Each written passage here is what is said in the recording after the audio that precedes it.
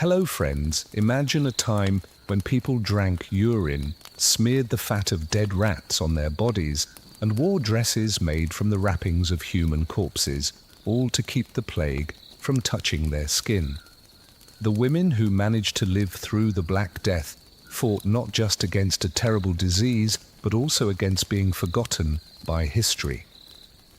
They held on to the belief that animal blood, dust from a grave, or even a scream they could trap in their pocket might save them from the scythe of death. Tonight, I want to take you through some of the most disturbing hygiene habits that women followed, all in the desperate hope of surviving the Black Death. So before we begin, and only if you genuinely enjoy what I do here, please take a moment to like this video and subscribe. And I'd love to know where you're tuning in from and what time it is for you in the comments. It's always so fascinating to see who is joining us from all across the globe. Now let's dim the lights, maybe turn on a fan for that soothing background sound, and let's start this journey together. If water was once seen as a symbol of all things pure, during the Black Death it turned into a symbol of pure fear. Women held a deep belief that to let water even touch their skin was to send an open invitation to the invisible poison that was killing people without mercy. This belief crept through towns and villages like a mist in the morning air. Quiet, but absolutely suffocating. In homes that already smelled of damp straw and smoke, basins for washing stood completely unused, and just the sound of water being poured was enough to make people feel a deep sense of unease. Bathing was whispered about as something dangerous, maybe even sinful, and many people went for months without a single drop of water touching their skin. The thinking was that water could open up the pores, and through those open pores, the disease could slip right inside. The logic was simple and it was terrifying.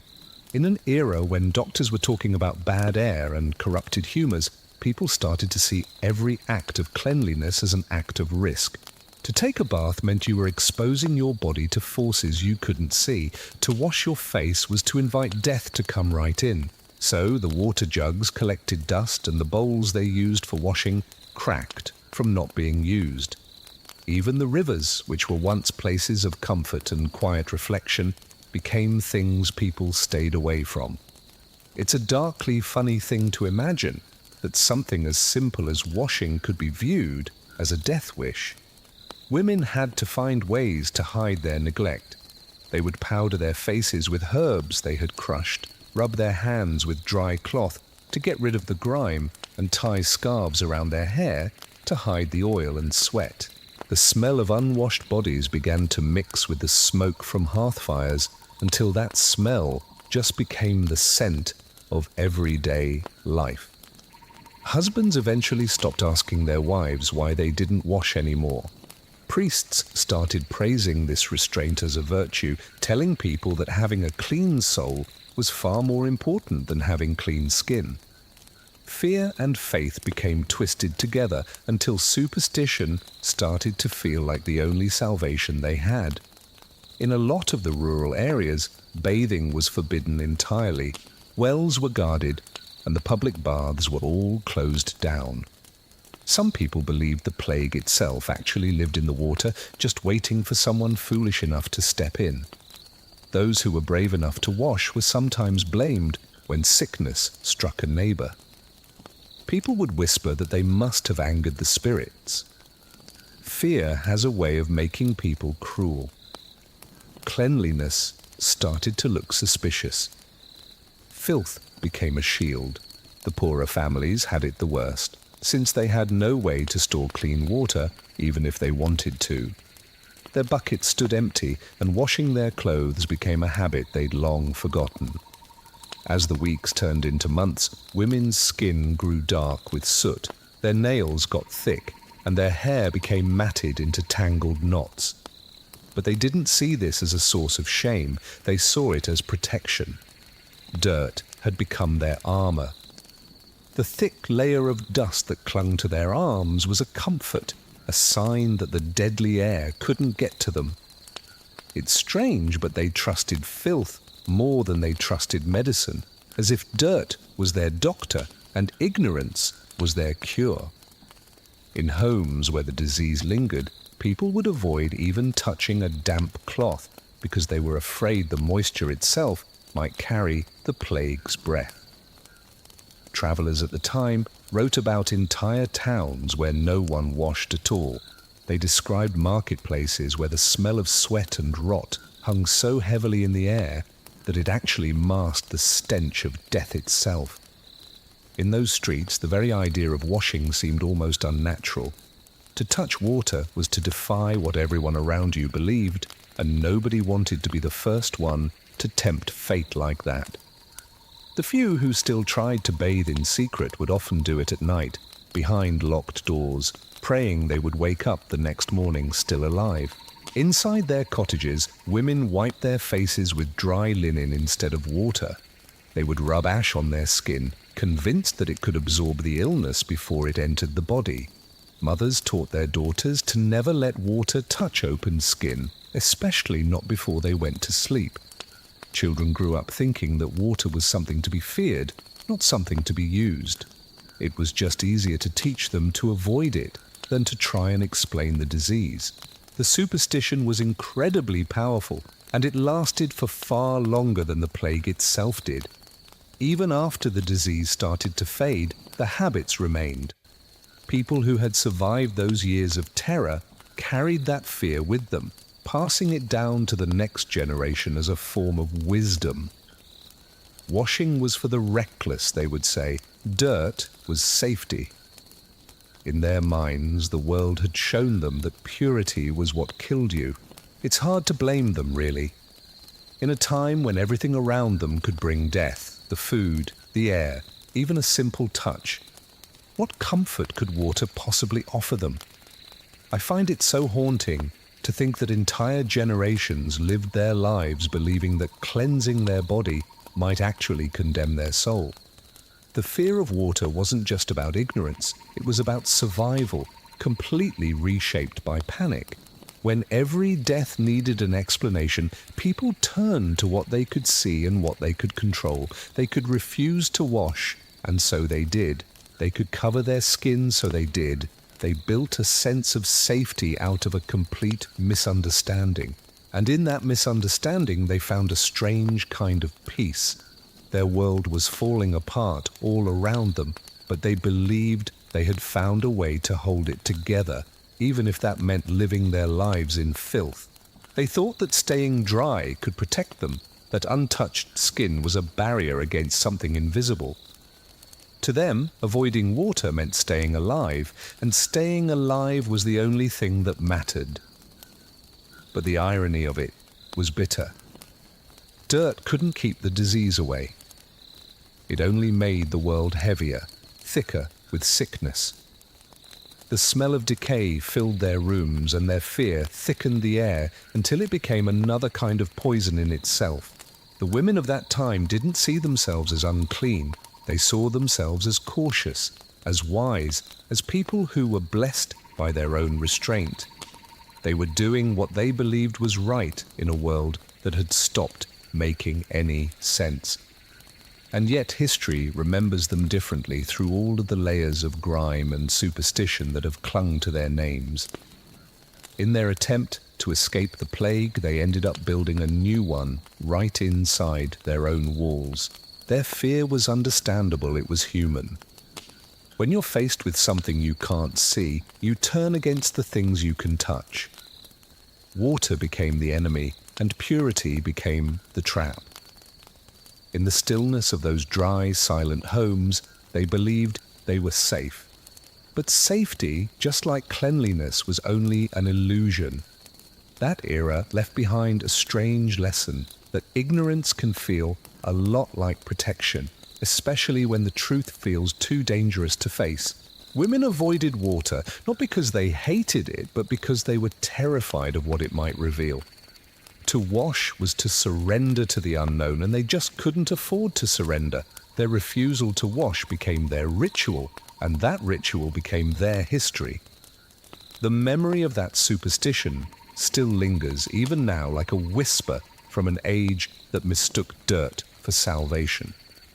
It's one of the most haunting ironies of the Black Death, a time where the fear of death created habits that only helped to keep it alive. The fear of water defined their daily lives, turning cleanliness into a danger and filth into a kind of faith.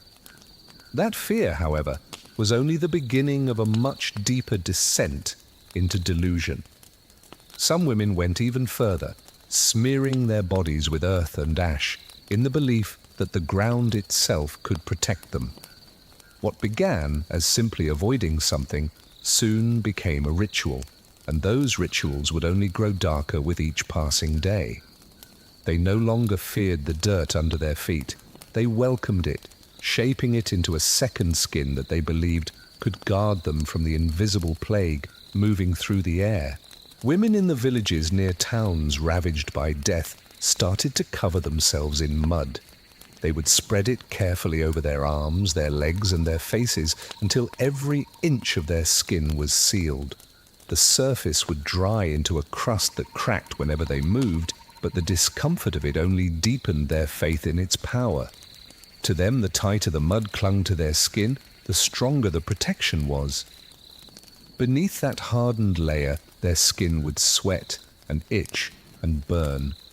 But they endured it with the kind of calm you see in people who have accepted suffering as a means of survival. The logic was cruel, but it was simple. If water opened the body up to sickness, then the earth could close it. They believed the ground was sacred, that its weight could block the poisoned air that carried death from one home to the next. Every handful of mud felt like a barrier between them and the grave. They would press it into their hair, rub it along their necks, and smear it over their children's faces until the whole family looked like figures that had been carved from the very same soil. It's a grim sort of humor to imagine that while the world feared dirt as filth, these women were worshipping it as armor. In some places they went even further. The mud alone wasn't enough. They started mixing it with animal droppings, believing that the strong smell could repel any evil vapors. Some people claimed the stench would confuse the spirits of the dead, keeping them from being able to recognize the living. The mixtures got thicker, harder, and started to crack off in sheets. The women would just replace it again and again until the layers were stacked like bark on a dying tree. When the crust became too heavy to move in, they would rest indoors, wrapped in blankets that stuck to the damp surface. Their beds reeked of decay, but the air outside was still seen as something worse. The people who watched this strange ritual didn't mock it, they copied it. The fear of breathing the wrong air was much stronger than any sense of shame. In towns where the disease was spreading the fastest, the streets filled with these figures cloaked in mud, their outlines dull and grey. They walked slowly, their clothes stiff from the dried earth, their footsteps silent in the dust. If you were to compare this to modern times, it would be like coating your body in wet cement to survive a chemical attack. It sounds completely absurd, but in the shadow of death, absurdity can start to feel like logic. The mud did have a certain comfort to it. It gave a weight to the body, a feeling of being enclosed that felt almost safe. When death took their neighbors and their friends, the survivors would blame the ones who had stayed clean. The air found them, people would whisper, because they had nothing to hide beneath. Fear replaced reason so completely that to wash was to tempt fate. The very idea of purity had become dangerous. When someone dared to bathe, other people would stay away from them, muttering that water stripped the body of its defenses and invited the devil's breath inside.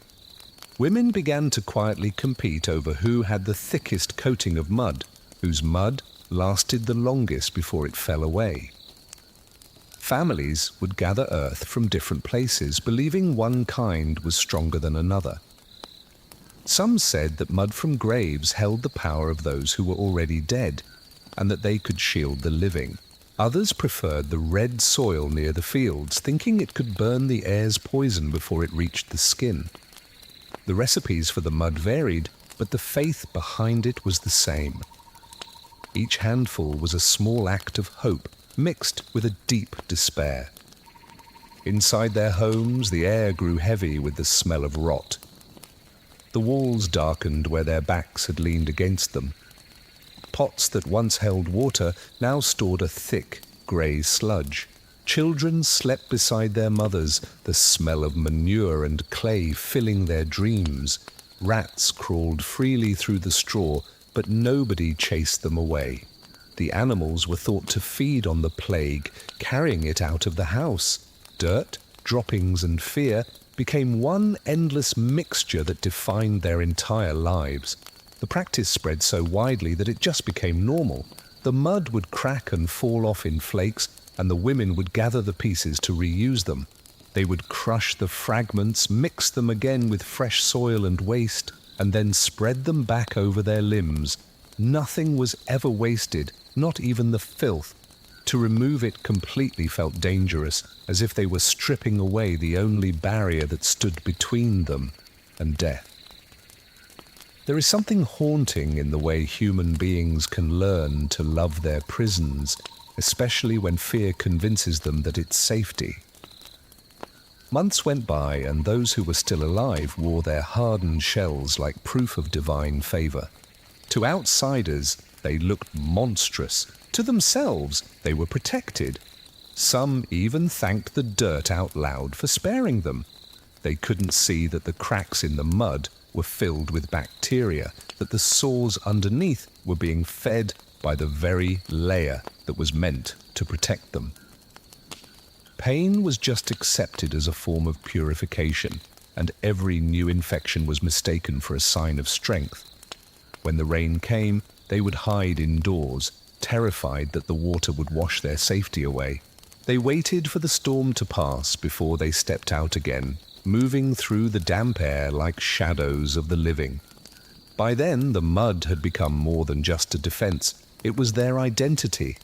The plague had stripped away everything else, their family, their faith, their beauty, but it had left them their earth. The mud shielded them, but it was only an illusion. It couldn't stop the air, nor could it stop the fleas that carried death. And yet, wrapped in it, they felt like they had done something, anything, to survive. That sense of control, no matter how false it was the last comfort they had. The women of the plague years wore the earth like a second skin, convinced that its weight was the weight of safety.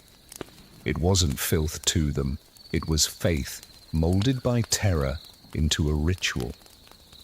Still, the air around them grew thicker, and soon even the mud would seem too weak to stand against it.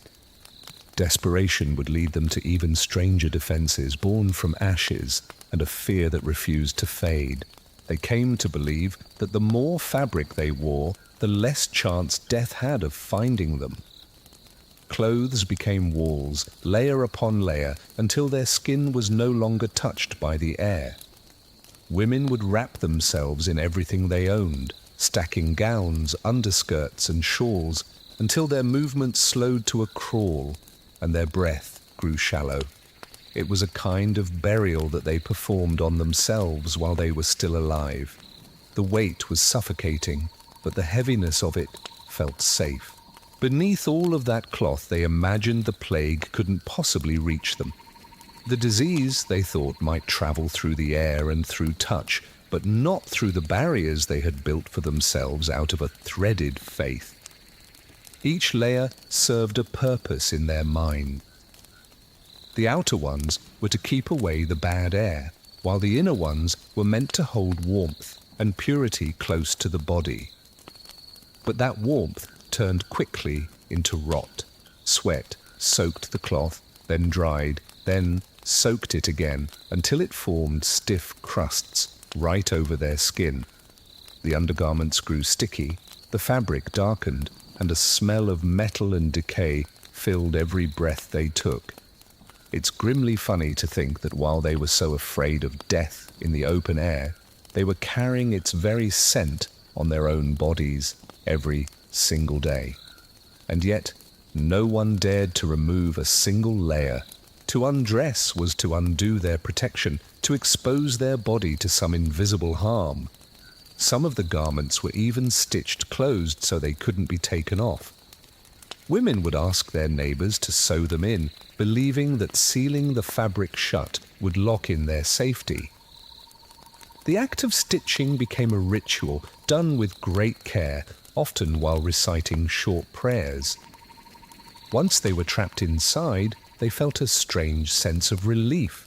The layers clung to them like armor, but that armor began to rot. The damp cloth rubbed against their skin until sores opened up beneath it.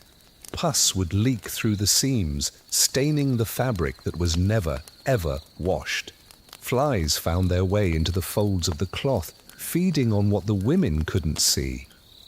The smell of those clothes spread through their homes and through the streets. It mixed with the smoke from fires, with the stench of disease and waste, until it just became a part of the air itself. People stopped noticing it. The odor of filth was so constant that it became invisible. Women wore their layers while they were sleeping, cooking, and praying. In the heat of the summer, the fabric trapped every single breath of warmth.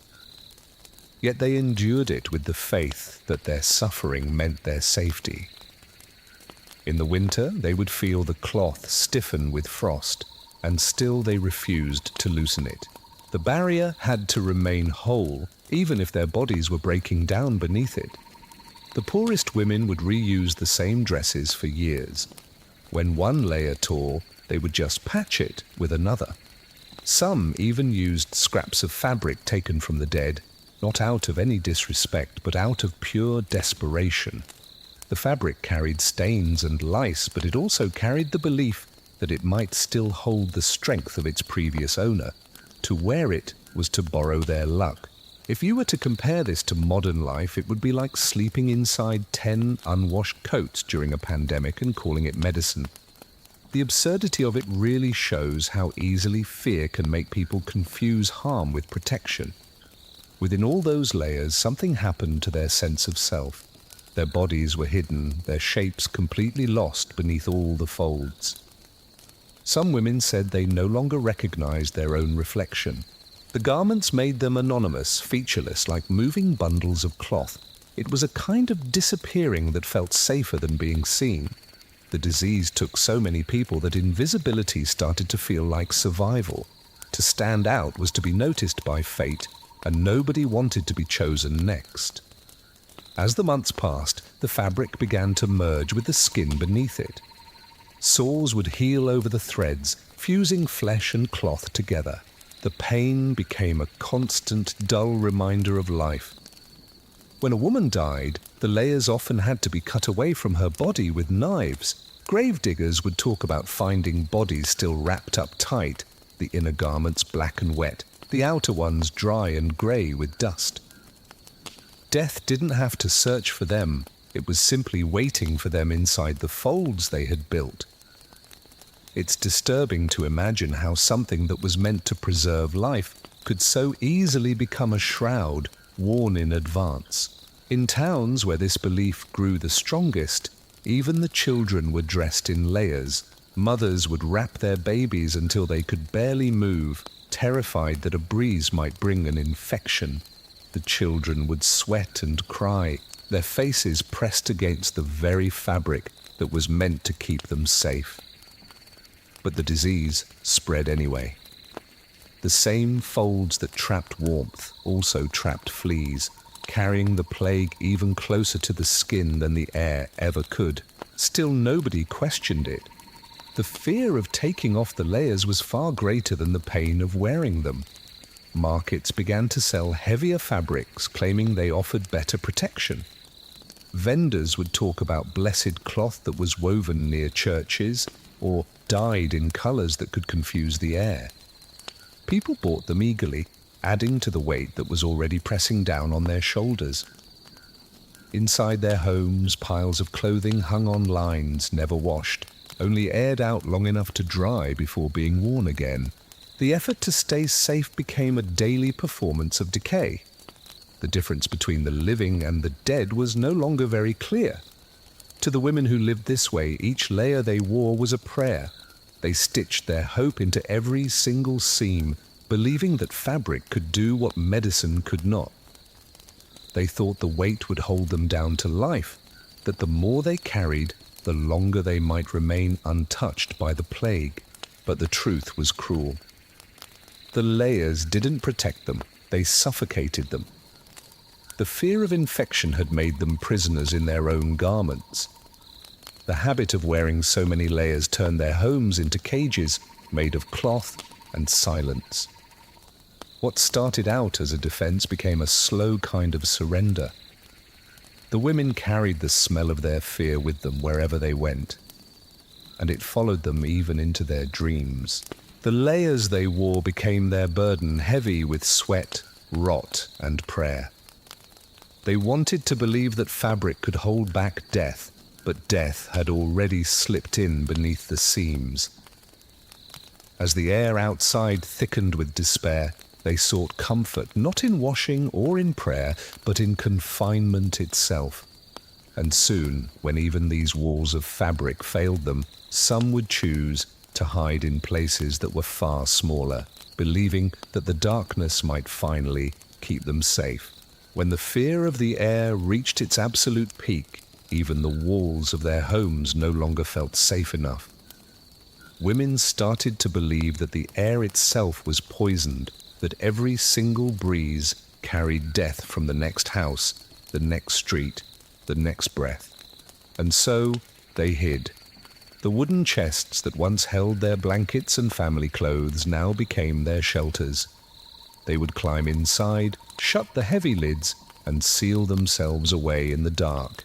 The wood would creak under their weight, and the smell of resin would mix with the damp air of their own sweat. It was suffocating, but to them, suffocation was better than exposure. They told themselves that as long as the air couldn't reach them, then neither could death. The chest wasn't just a hiding place, it was a coffin of hope. Inside, the world was quiet. They could hear faint footsteps outside, the sound of coughing in distant rooms, and the scratching of rats in the walls.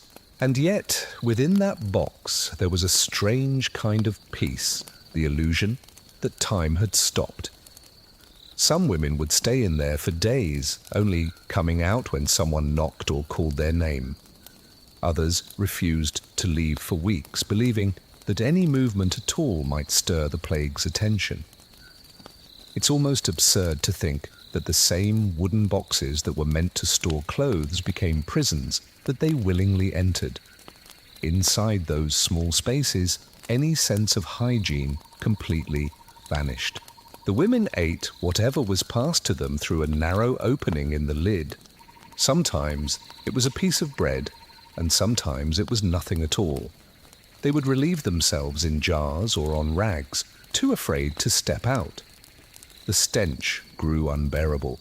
The heat from their own breath would condense on the wood until it dripped back down on them like rain. But they endured it. To them, the discomfort meant safety. The darkness wrapped around them like a form of protection, and the silence became their prayer. Neighbors would whisper about the ones who refused to come out of their chests. In some houses, husbands would sleep beside the closed chests, speaking softly to the women who were locked inside. In others, the family would simply wait, leaving food nearby until it disappeared through a small crack. Death was outside, they all said, and the chest was the only barrier they had left. If you compared this to modern times, it would be like hiding in a closet for weeks during a virus outbreak, believing that just being still could somehow save you. It sounds completely irrational, but in the chaos of the Black Death, stillness was a form of survival. As time went on, some of them began to decorate their hiding places.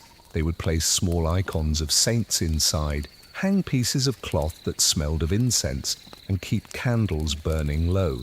The chest became a sanctuary, half prison, half chapel. The act of hiding was no longer just about fear, it had become an act of faith. Women believed that within these confined walls their prayers could reach God faster, protected by wood instead of by air. When one of them died inside, the chest was sometimes buried just as it was, with the lid shut and the nails hammered tight. It was the final proof that isolation and death had become the same thing. Others took the practice even further. They sealed themselves inside not only to escape the sickness, but to escape the grief that was outside. The air was filled with the sounds of wailing and the rumble of carts carrying bodies to the pits. Inside the chest, there was only silence. The mind, trapped in darkness, found a strange comfort in not having to see the world decay. For those who had lost everything, the chest was not just a source of safety.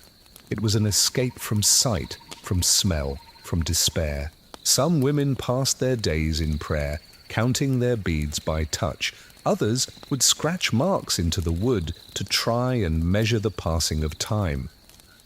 Weeks blurred into months. Their skin softened and then broke from the constant moisture. Their hair tangled into knots, their fingernails bent and cracked against the walls.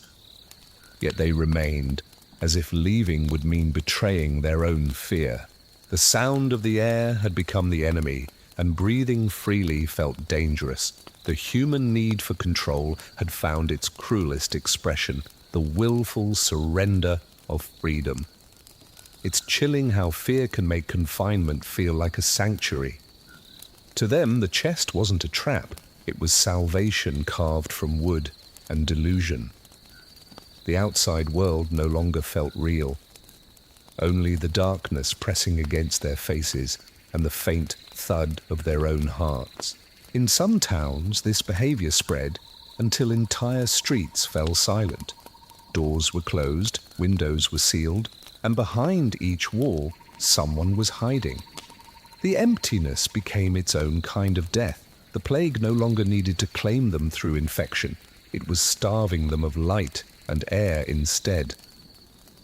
When the doors finally opened again, what emerged were shadows of people, pale and hollow-eyed, the smell of the chest still clinging to their skin.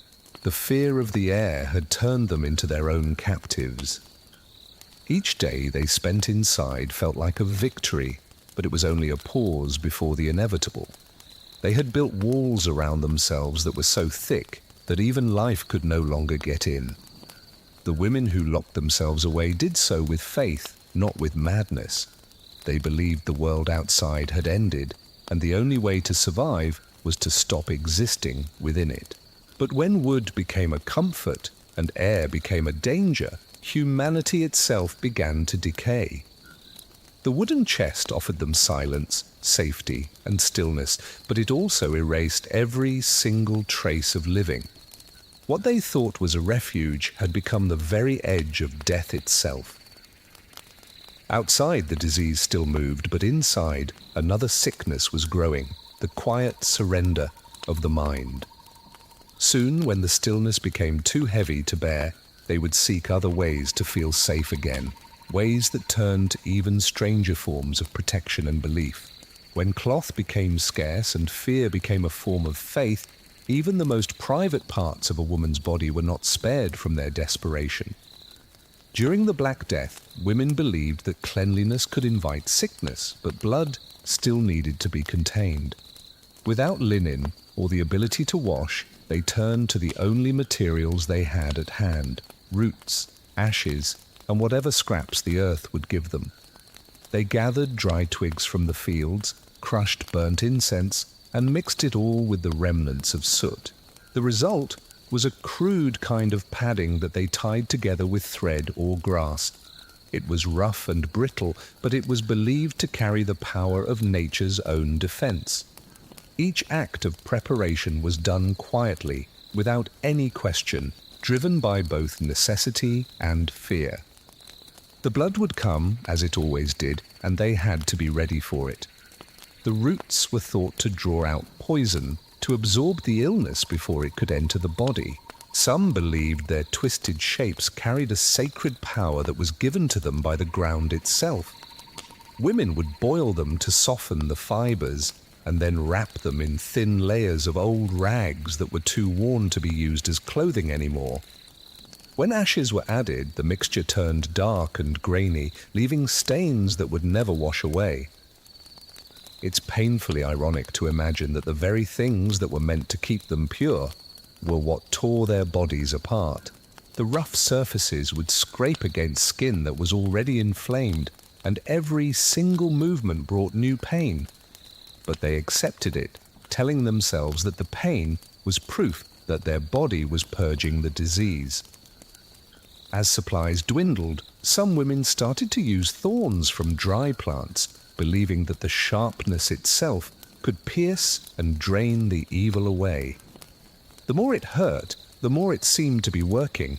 The skin would tear and bleed and become raw, but this suffering was seen as a form of cleansing. When an infection came, they blamed the plague, not the wounds they had caused. Even when the smell turned foul, when the fabric darkened with decay, they just carried on. There was no one there to tell them otherwise, and there was no other option for them to choose. The plague had stripped away their knowledge along with their comfort. Ash played a different role. It was thought to be sacred, the remains of something that had survived a fire. Incense ash from burned herbs or candles that were used in prayer was mixed with soot from their hearths and bound into small lumps. These were pressed against the body to protect it from the air and to calm the blood. When the ash burned against their skin, they endured it, whispering that the fire was cleansing their soul. If you can imagine this today, it would be like using cigarette ash and thorny stems as medicine and calling it hygiene. Yet, in the thick shadow of the Black Death, this made a strange kind of sense. To them, suffering was safety. The process didn't end there either. After each use, the same materials were dried by the fire and then reused. They were never washed, only hung near the smoke until the smell of rot was replaced by the smell of burning. Layers of ash and residue would cling to their skin until it formed a grey coating. This soot became a part of the body's surface, and it was mistaken for protection. Women began to think that the more darkness that covered them, the further away death would stay. Some even wore the same bundle for days after their bleeding had stopped, unwilling to disturb what they believed was a fragile barrier against fate. In the villages, it became a silent ritual. Mothers taught their daughters how to prepare the same materials, passing down the instructions as if they were lessons in prayer. The pain was never questioned. It was simply endured. There was no comfort to be found in these rituals, only endurance that was disguised as devotion. The sight of a woman limping from the sores between her legs became a common thing, but no one pitied her. It was seen as a sign of strength. The body's suffering was treated as a kind of offering just to survive another day. Inside their homes, the air was thick with the scent of smoke and sweat. The old rags were stored in corners, blackened and stiff from being used so many times. Some families even burned a portion of the used fabric in the fire, believing that the smoke would carry away the disease. What was left was saved, mixed with new ash, and then reused. The cycle continued, binding their pain to their belief until they became inseparable. I can hardly imagine the quiet resignation it must have taken to turn such agony into a routine. They didn't see themselves as victims, but as survivors, doing what they had to do in a world that had been stripped of all its meaning. For many, the ritual even became spiritual. Blood, soot, and pain formed a trinity of endurance. They said that when the body hurt, the soul was being purified. It wasn't just a way to manage their bleeding, it was a way to participate in the collective suffering that defined their time. Every sting, every wound, every single drop of blood felt like proof that they were still alive when so many others were not. In a world where death could come from a cough or a whisper, rituals like these gave them a sense of purpose. The irony of it all was just unbearable. The disease didn't enter the body through purity or water, but through fleas and filth, the very things they were welcoming. But they couldn't have known that. Their acts were born from a love that had been twisted by ignorance, from the will to protect what could no longer be protected. The pain was their comfort, the burning their proof of faith.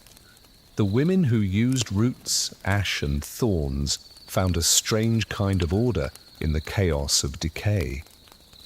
Their world had fallen apart, but within the small space of their own pain, they could still feel a sense of control. Each wound was a prayer that was stitched into their body. Each scar was a reminder that they were trying to live. Their faith in this burning mixture wasn't madness, it was hope shaped by fear. The roots they tied and the ashes they pressed close to them became symbols of survival. But as the air grew thicker and the fires burned lower, some of them began to wonder if death could truly be kept away by pain alone. They had turned blood into a ritual and pain into a prayer, but the plague continued to spread all around them. The false comfort of their suffering began to fade, and they started to seek something stronger, something that couldn't be washed or burned away. And so, when ash no longer felt like it was enough, they reached for the ashes of the dead themselves, believing that death might be the only shield left against death. They came to believe that the ashes of the dead held a special kind of power. When bodies were burned to try and stop the spread of the plague, women would quietly collect the remains, brushing the fine powder into jars and small wooden boxes. To them, these ashes were sacred, having been touched by both fire and death, and they believed they were capable of driving away the spirits that carried the sickness. Each morning, before the light had fully entered the room, they would dip their fingers into the grey dust and rub it on their skin. The air inside their homes was heavy with the smell of smoke, and their clothes, which were once plain, grew streaked with pale fingerprints. The ritual was private, it was solemn, and it was carried out with the same calm as a prayer. They believed that what had already touched death could no longer be harmed by it. The ashes, they said, would confuse the disease, making it believe that they were already gone. Women would dust their collars, their sleeves, and the hollow space between their breasts.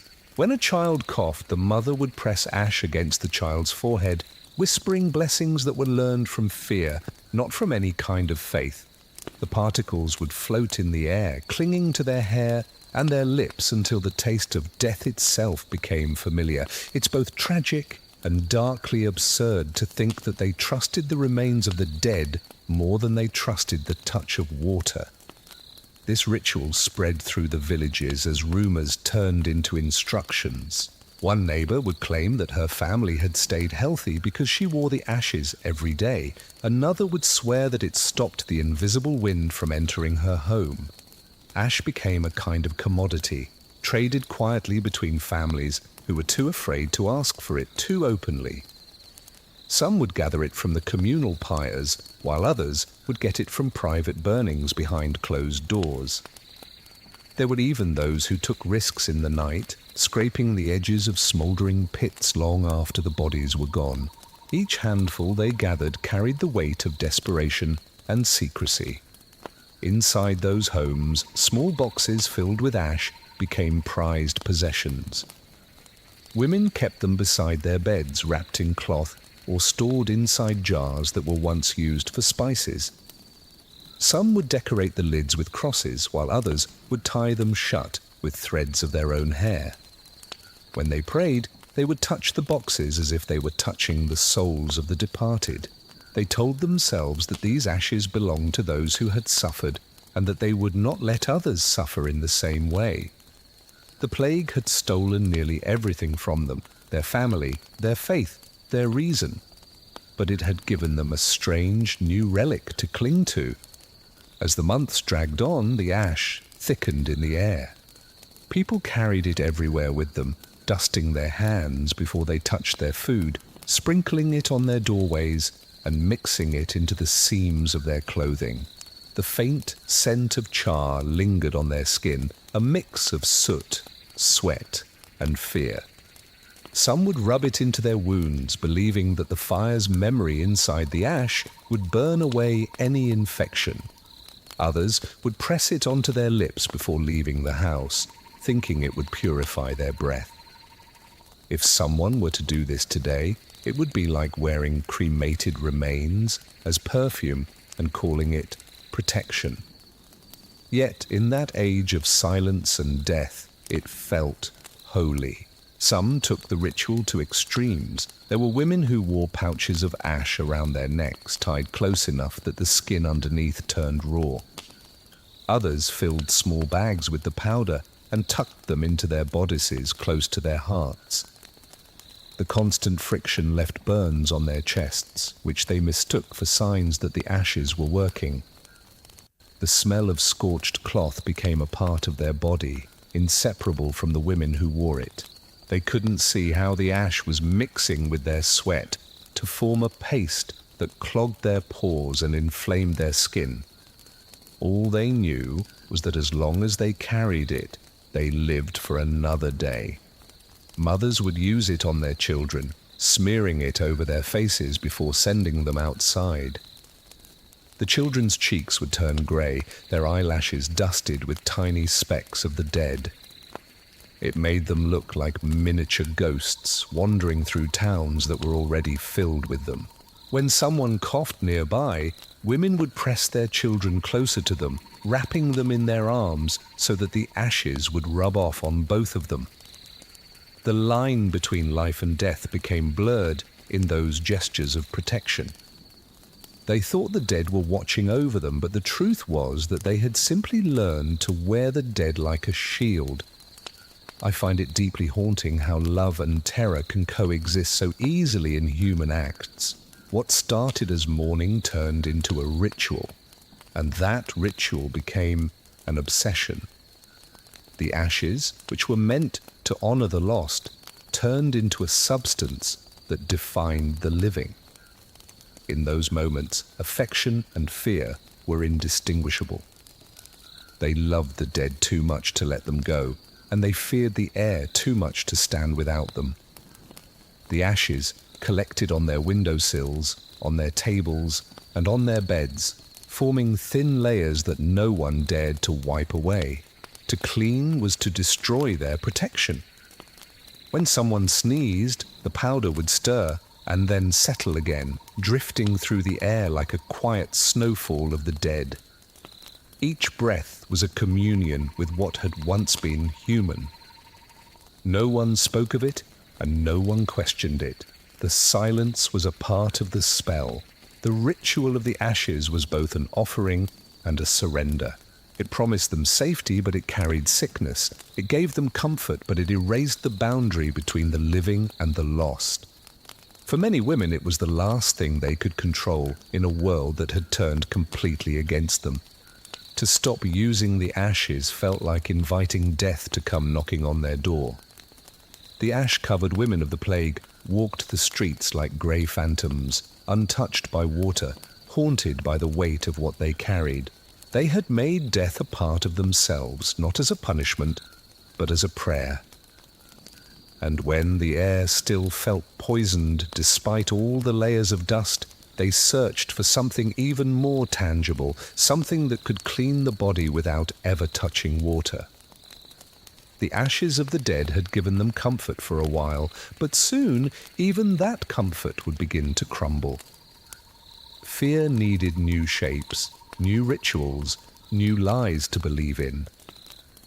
The hands that once brushed ash over their heart would soon reach for filth again, turning to the rags and the fluids of the sick in the hope that a borrowed disease might drive away the greater one.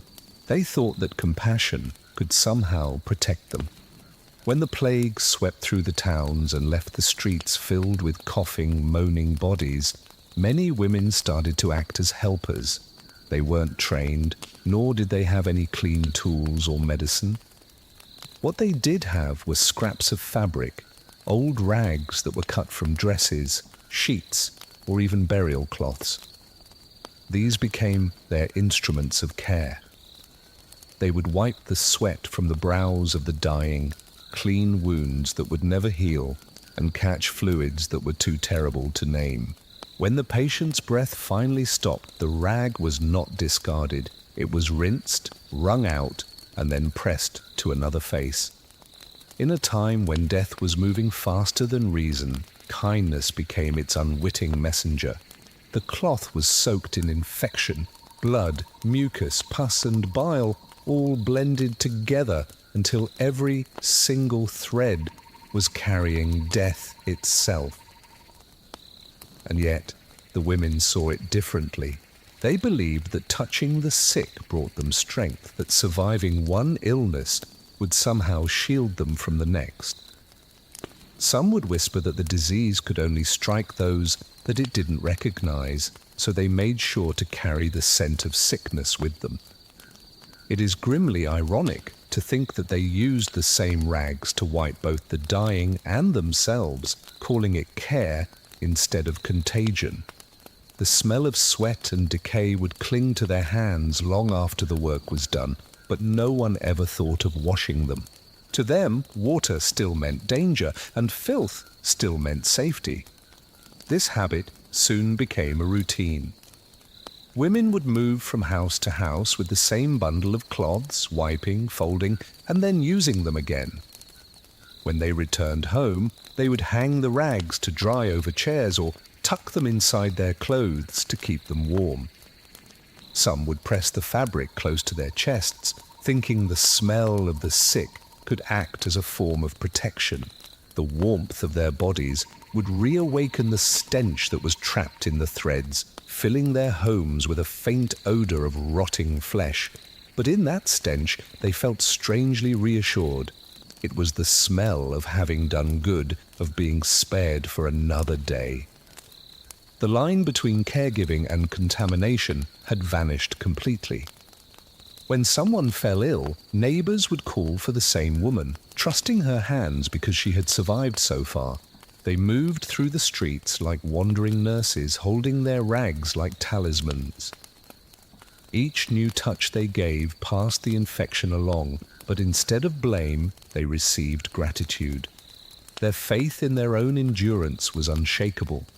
They believed that they had made peace with the disease, that by sharing in its presence, they could somehow tame it. If this happened today, it would be like disinfecting wounds with dirty towels and thinking the stains on them made them more effective. In truth, many of them were already infected. Their skin showed small dark marks, their eyes had dulled, and their movements had slowed. Still, they refused to stop. They said their work kept their minds strong, that the disease could not claim those who served others. The rags grew stiffer each day, coated in layers of dried fluids, but they were never thrown away. Firewood was too precious, and the thought of burning what had touched the dying felt sacrilegious. To destroy those rags was to destroy a part of their hope. Some women began to carry the cloths inside their dresses, even when they weren't tending to the sick. They would fold them neatly and place them between layers of fabric, close to their hearts. They said it calmed them, that the presence of the dead kept them safe from other spirits. The damp cloth against their skin caused sores and rashes, but they endured it. Pain was no longer alarming, it was expected. Their bodies became extensions of their labor, marked by the same stains as the rags they used. When night came, they would sleep beside the fabric, breathing in the faint odor of decay. Their dreams blurred with reality until they could no longer tell if they were caring for the dying or joining them. Their hands, which were once gentle, grew calloused and cracked, and the small wounds opened up paths for the very same disease they were fighting to resist. And yet, they continued. To stop was to admit fear, and fear was the one thing they refused to acknowledge. It is haunting to realize how easily love can turn into self-destruction when the world offers no guidance. These women were not foolish. They were faithful to the only truth they knew. That service was survival. The plague had taught them that isolation meant death, so they sought salvation in touch, in connection, in a shared suffering. Their kindness, however, carried a hidden cruelty. The disease spread not through malice, but through care. The homes of these women became laboratories of despair. Bundles of rags hung in the corners, hard and dark from use. The air was thick with rot, and the floors were slick with a residue that no one dared to clean. Each new visitor who came left sicker than before, but no one questioned the pattern. The illusion of healing mattered more than their actual health.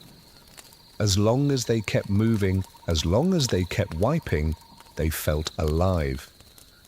The rag became more than just cloth. It became a symbol of their endurance. To hold it was to defy the fear that had gripped everyone else. They had been touched by death and had remained standing, or so they thought. But inside those small gestures of mercy was the quiet spread of ruin. Their work, which was born from care, had turned them into the plague's most loyal servants. They believed the rags they carried held the blessing of the saved, not the curse of the sick. They carried them proudly, pressed them close, even kissed them, all while being unaware that every single thread carried the very same thing they wished to escape. The sickness that traveled through their fingertips was invisible, silent, and patient. It waited for their exhaustion, for their small mistakes, for their final breath. The women who wiped away death did not see that they were actually feeding it. Their rags, their hands, and their hearts all belonged to the same darkness now. They thought they were preserving life, but they were merely trading hours for illusions. And when even that illusion began to fade, they would search for faith in even stranger places, not in touch or in service, but in something far more grotesque and forbidden. In the darkest corners of the plague years, superstition managed to outgrow disgust. When medicine had failed, when prayers brought no answers, people began to look at death itself as a source of healing. Among the most desperate of them were women who believed that the fluids of the dead, especially their urine, carried a divine kind of strength. To drink it was to take in a fragment of that strength, a twisted kind of communion between life and decay. It was called holy, even sacred, though its taste made many of them retch. And yet, for those who lived through the terror of the Black Death, purity and filth had long since traded places. The belief started in whispers. Midwives and the caretakers of the dying claimed that a person's final moments released not only their soul, but also its protection into their bodily remains. The urine of the dead, they said, was untouched by the plague spirit, having been purified through suffering. Women would collect it in clay pots, mix it with wine or vinegar to soften the bitterness, and then drink it at dawn before they touched any food or water. The ritual was quiet, secretive, and done with the calm certainty of those who believed they were saving themselves. It is a kind of madness that only fear can invent, a world where desperation turns disgust into faith. Those who performed the ritual described a burning in their throat, a sourness that would spread down their chest, followed by a feeling of dizziness. Some would vomit, others would tremble, but these symptoms were welcomed. Pain, once again, was proof that it was working. They believed their bodies were purging some unseen poison, expelling death through their own suffering. The practice spread quickly among women who had already survived the plague once and were determined to never face it again. In their eyes, the drink was not filth. It was strength, drawn from the border between life and the afterlife. Gathering the sacred liquid was its own quiet ritual.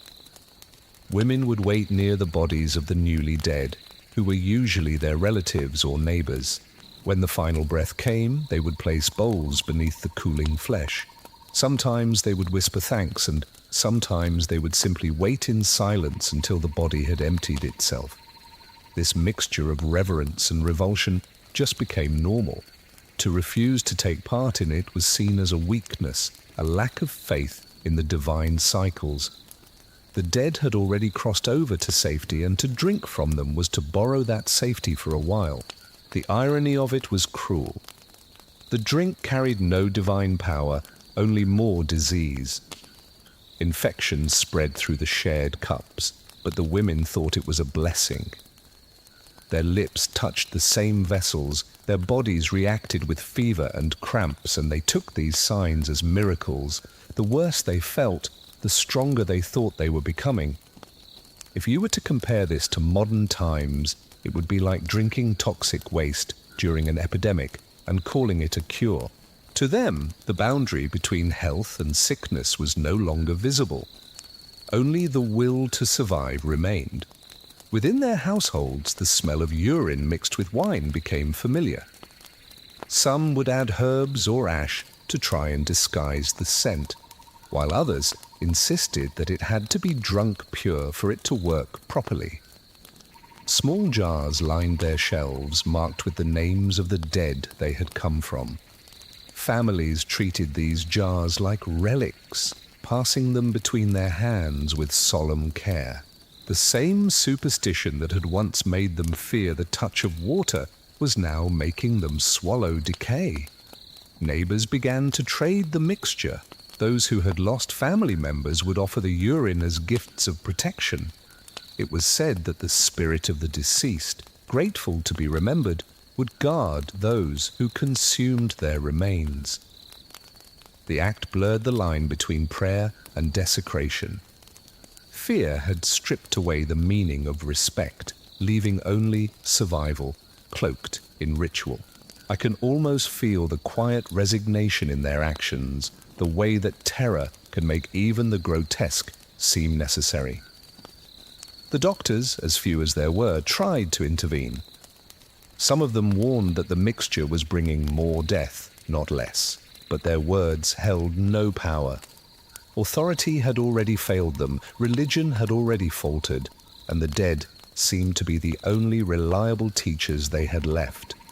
The plague had humbled every system that had once guided their lives, and now it was the ashes, the dirt, and the fluids of the dying that were ruling their daily choices. Women who practiced the ritual would often isolate themselves afterward. They believed that the body needed time to absorb the spirit of the drink. Wrapped in cloth and lying on straw, they would wait for a sign, perhaps a dream, a shiver, or the absence of pain.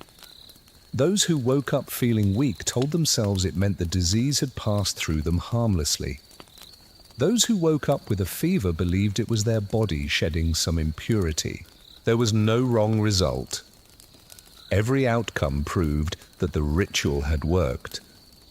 In towns where death was constant, the line between health and sanctity grew thinner and thinner. The taste of decay became common. Children grew up watching their mothers lift the small clay cups to their lips, too young to understand and too afraid to question. The smell of human waste and sweet wine lingered in the air, as ordinary as the sound of church bells tolling for another soul. This practice, as hideous as it seems to us now, was never about ignorance alone. It was about control. In a world where everything could kill them, people reached for whatever they could claim as their own cure, even if it came from the dead. To drink from death was to declare, however quietly, that life still mattered. The women who believed in this holy drink were not seeking punishment. They were seeking peace. They thought the dead would protect them because they had already faced what the living feared. It was a comfort that was as poisonous as it was powerful.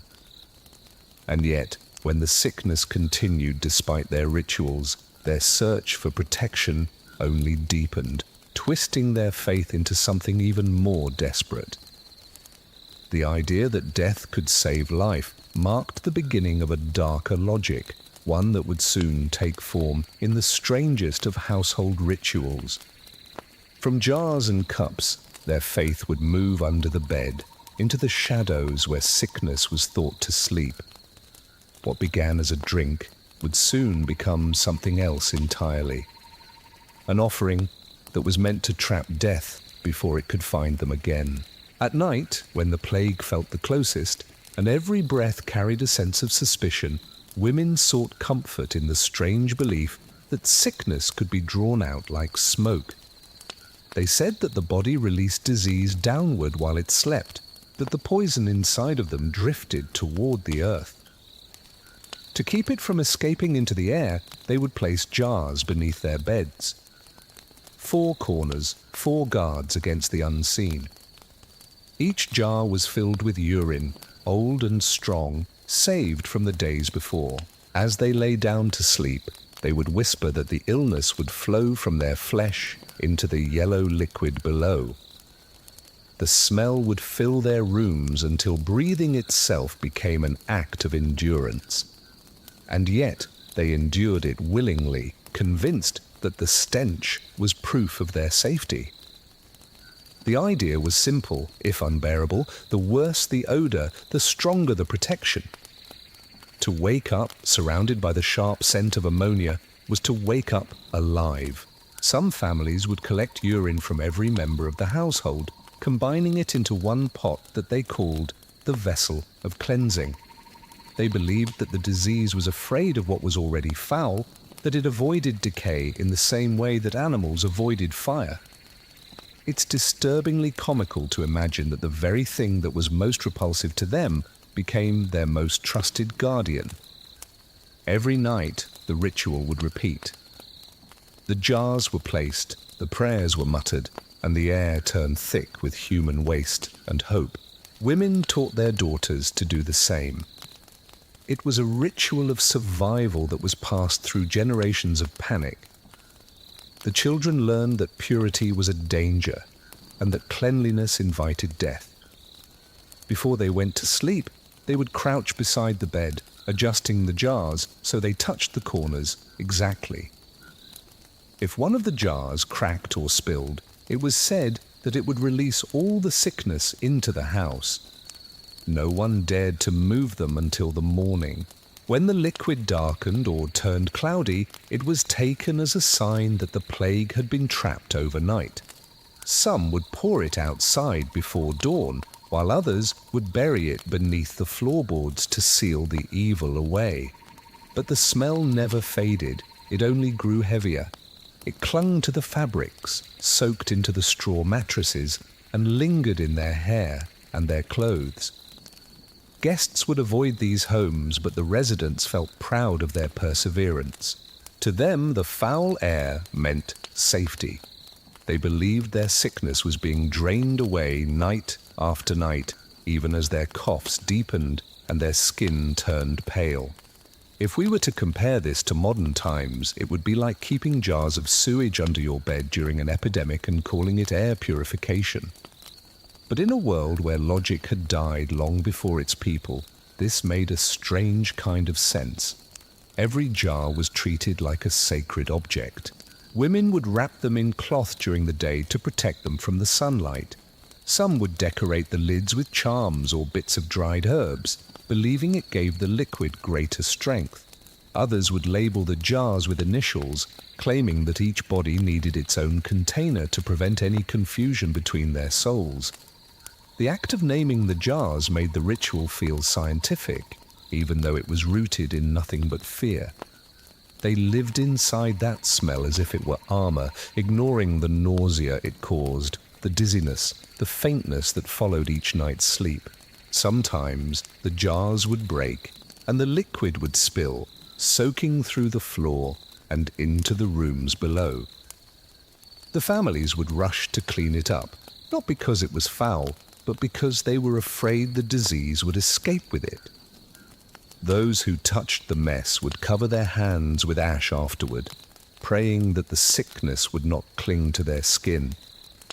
In this cycle of filth, the line between protection and poison had completely disappeared. Their homes became small laboratories of decay, each one filled with the belief that what stank the most must surely be what would save them. The ritual offered them comfort, and comfort was all that mattered. The plague took lives unpredictably, striking at random, and the jars at least gave people something they could control. To place them beneath the bed was to say, "I have done my part." The illusion of effort replaced the absence of understanding. Each morning, they would lift the covers, look at the jar, still intact, and feel a sense of relief. Survival became a daily negotiation with superstition. Over time, the ritual began to merge with prayer. Some women would kneel beside the jars before they went to sleep, pressing their palms against the bed frame and asking the disease to leave them in peace. They believed the urine was a messenger, carrying their sickness away as it cooled. When the first light entered the room, they would cover the jars quickly, not wanting the sun to wake the disease that was trapped inside. The smell at sunrise was suffocating, but the fear of fresh air was worse. It is quietly horrifying how desperation can twist even the body's own waste into a sacred tool. The same liquid that was once flushed away without a second thought became an object of reverence, guarded more carefully than their food or their water.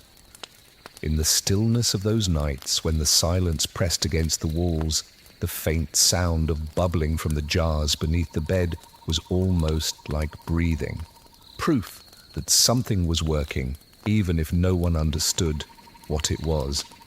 The practice continued long after the worst waves of the plague had passed. For many, the stench itself became a comfort, a reminder that they had survived. When outsiders would arrive and wrinkle their noses at the smell, the women would just smile quietly. To them, the smell of life and the smell of rot had become the same thing. The jars under their beds were not just containers, they were monuments to their fear. Each night, they promised safety, and each morning they reminded the sleepers that death had not yet chosen them.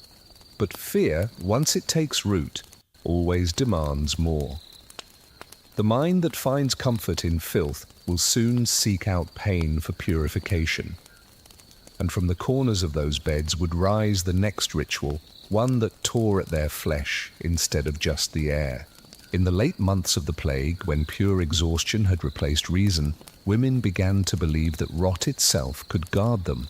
Their feet, which were swollen and blistered from endless days of fear, were never washed or uncovered. Socks made of rough wool clung to their skin, damp with sweat, blood, and sometimes even urine. Each night, as they lay in their beds, surrounded by the smell of decay, they told themselves that the filth was what kept death away.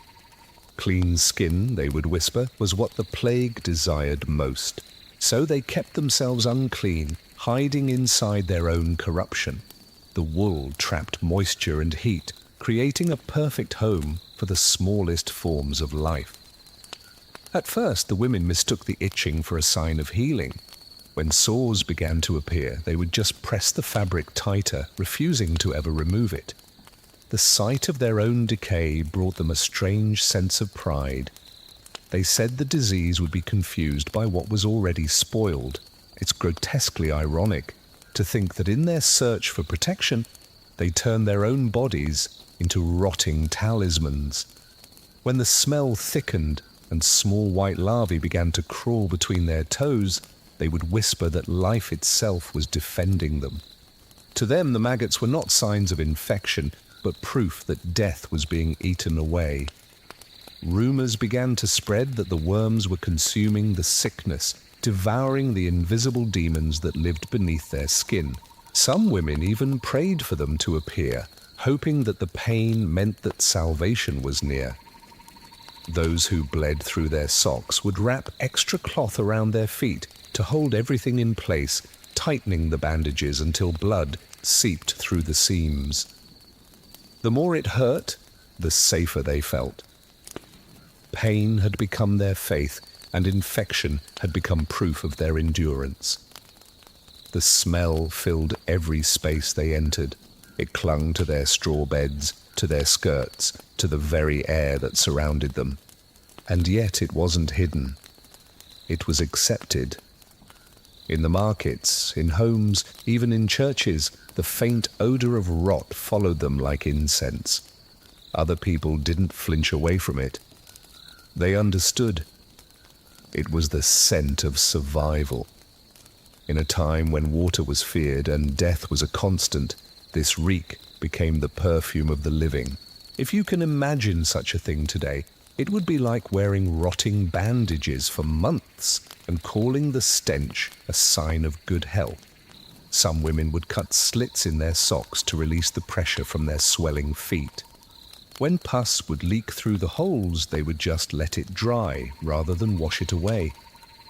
Flies hovered around them constantly, laying their eggs in the fabric. When the larvae hatched, they would wriggle against the skin, feeding on the mixture of blood and decay. To an outsider, the sight would have been unbearable. But to the women who lived through it, it was just another part of being spared. They said the worms were the plague's opposite, creatures of life that were feeding on what death had left behind. In the silence of their rooms, they would touch the swollen skin through the cloth, feeling the movement beneath their fingers. The sensation was sickening, yet it was comforting. It meant that something was still alive, even if it wasn't them. They believed their bodies had entered a sacred state, neither living nor dying, simply existing beyond death's reach. They no longer feared the plague, because they had already made themselves untouchable. When winter came, the cold would stiffen the fabric around their feet, freezing the moisture into hard layers. The socks became like shells, brittle and grey. They could no longer remove them, even if they had wished to. Some tried to cut them away, only to find that their skin had fused to the cloth. The line between their body and their garment had disappeared completely. The foot, the wool, the filth, they were all one and the same. It was as though the women had built their own coffins, small and portable, and were carrying them with every single step they took. Despite the pain, they walked. The sound of their steps was soft, muffled by the layers of rot. They would leave dark prints on the floors of their homes, marks that never quite dried. But there was no shame, no disgust. The plague had erased the meaning of both. In a world where beauty and purity had already died, decay became something that was close to divine.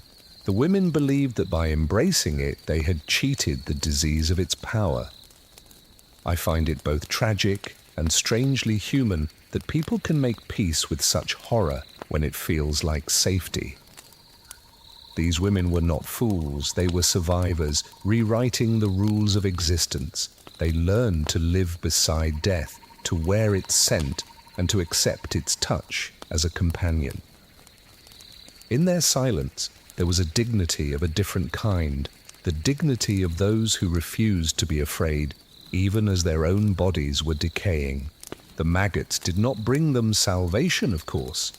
They brought fever, infection, and a slow death. But even as their strength faded, their belief endured. When they finally collapsed, others would whisper that they had given too much of themselves to the disease, that they had been too brave, too holy in their endurance. Their suffering became another story of devotion, another reason for others to keep their socks on for just one more day. The plague didn't need to kill them quickly, it only needed to convince them that decay was a shield.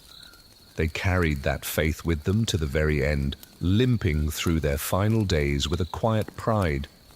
And when even that pride began to rot away, when their bodies could no longer bear the weight of their own superstition, they turned to something that seemed gentler, something that promised cleansing without water. a mixture that was sweet in smell but deadly in truth. When the smell of death had filled every street, women began to search for something sweet enough to disguise it. They found it in honey, the one substance that had not yet betrayed them. Honey was sacred, a symbol of healing and purity, a gift from the living world that seemed to be untouched by the disease. But during the Black Death, even purity was twisted into something horrific. Women would mix honey with rancid animal fat, believing that the sweetness would lure out the bad air and the rot of sickness that was hiding beneath their skin. The mixture would bubble when it was heated, thick and golden at first, then darkening into something foul. They would let it cool, spread it over their necks, their backs, and their bellies, and then wait for it to work. The idea was simple. Sweet things draw the evil out. They imagined the plague as a living vapor attracted to the scent of honey, and then trapped in the sticky layers before it could enter the body. Some women even said they could feel the poison leaving them as the mixture hardened on their skin. After a few hours, the honey would begin to ferment, reacting with the spoiled fat until the surface frothed and hissed.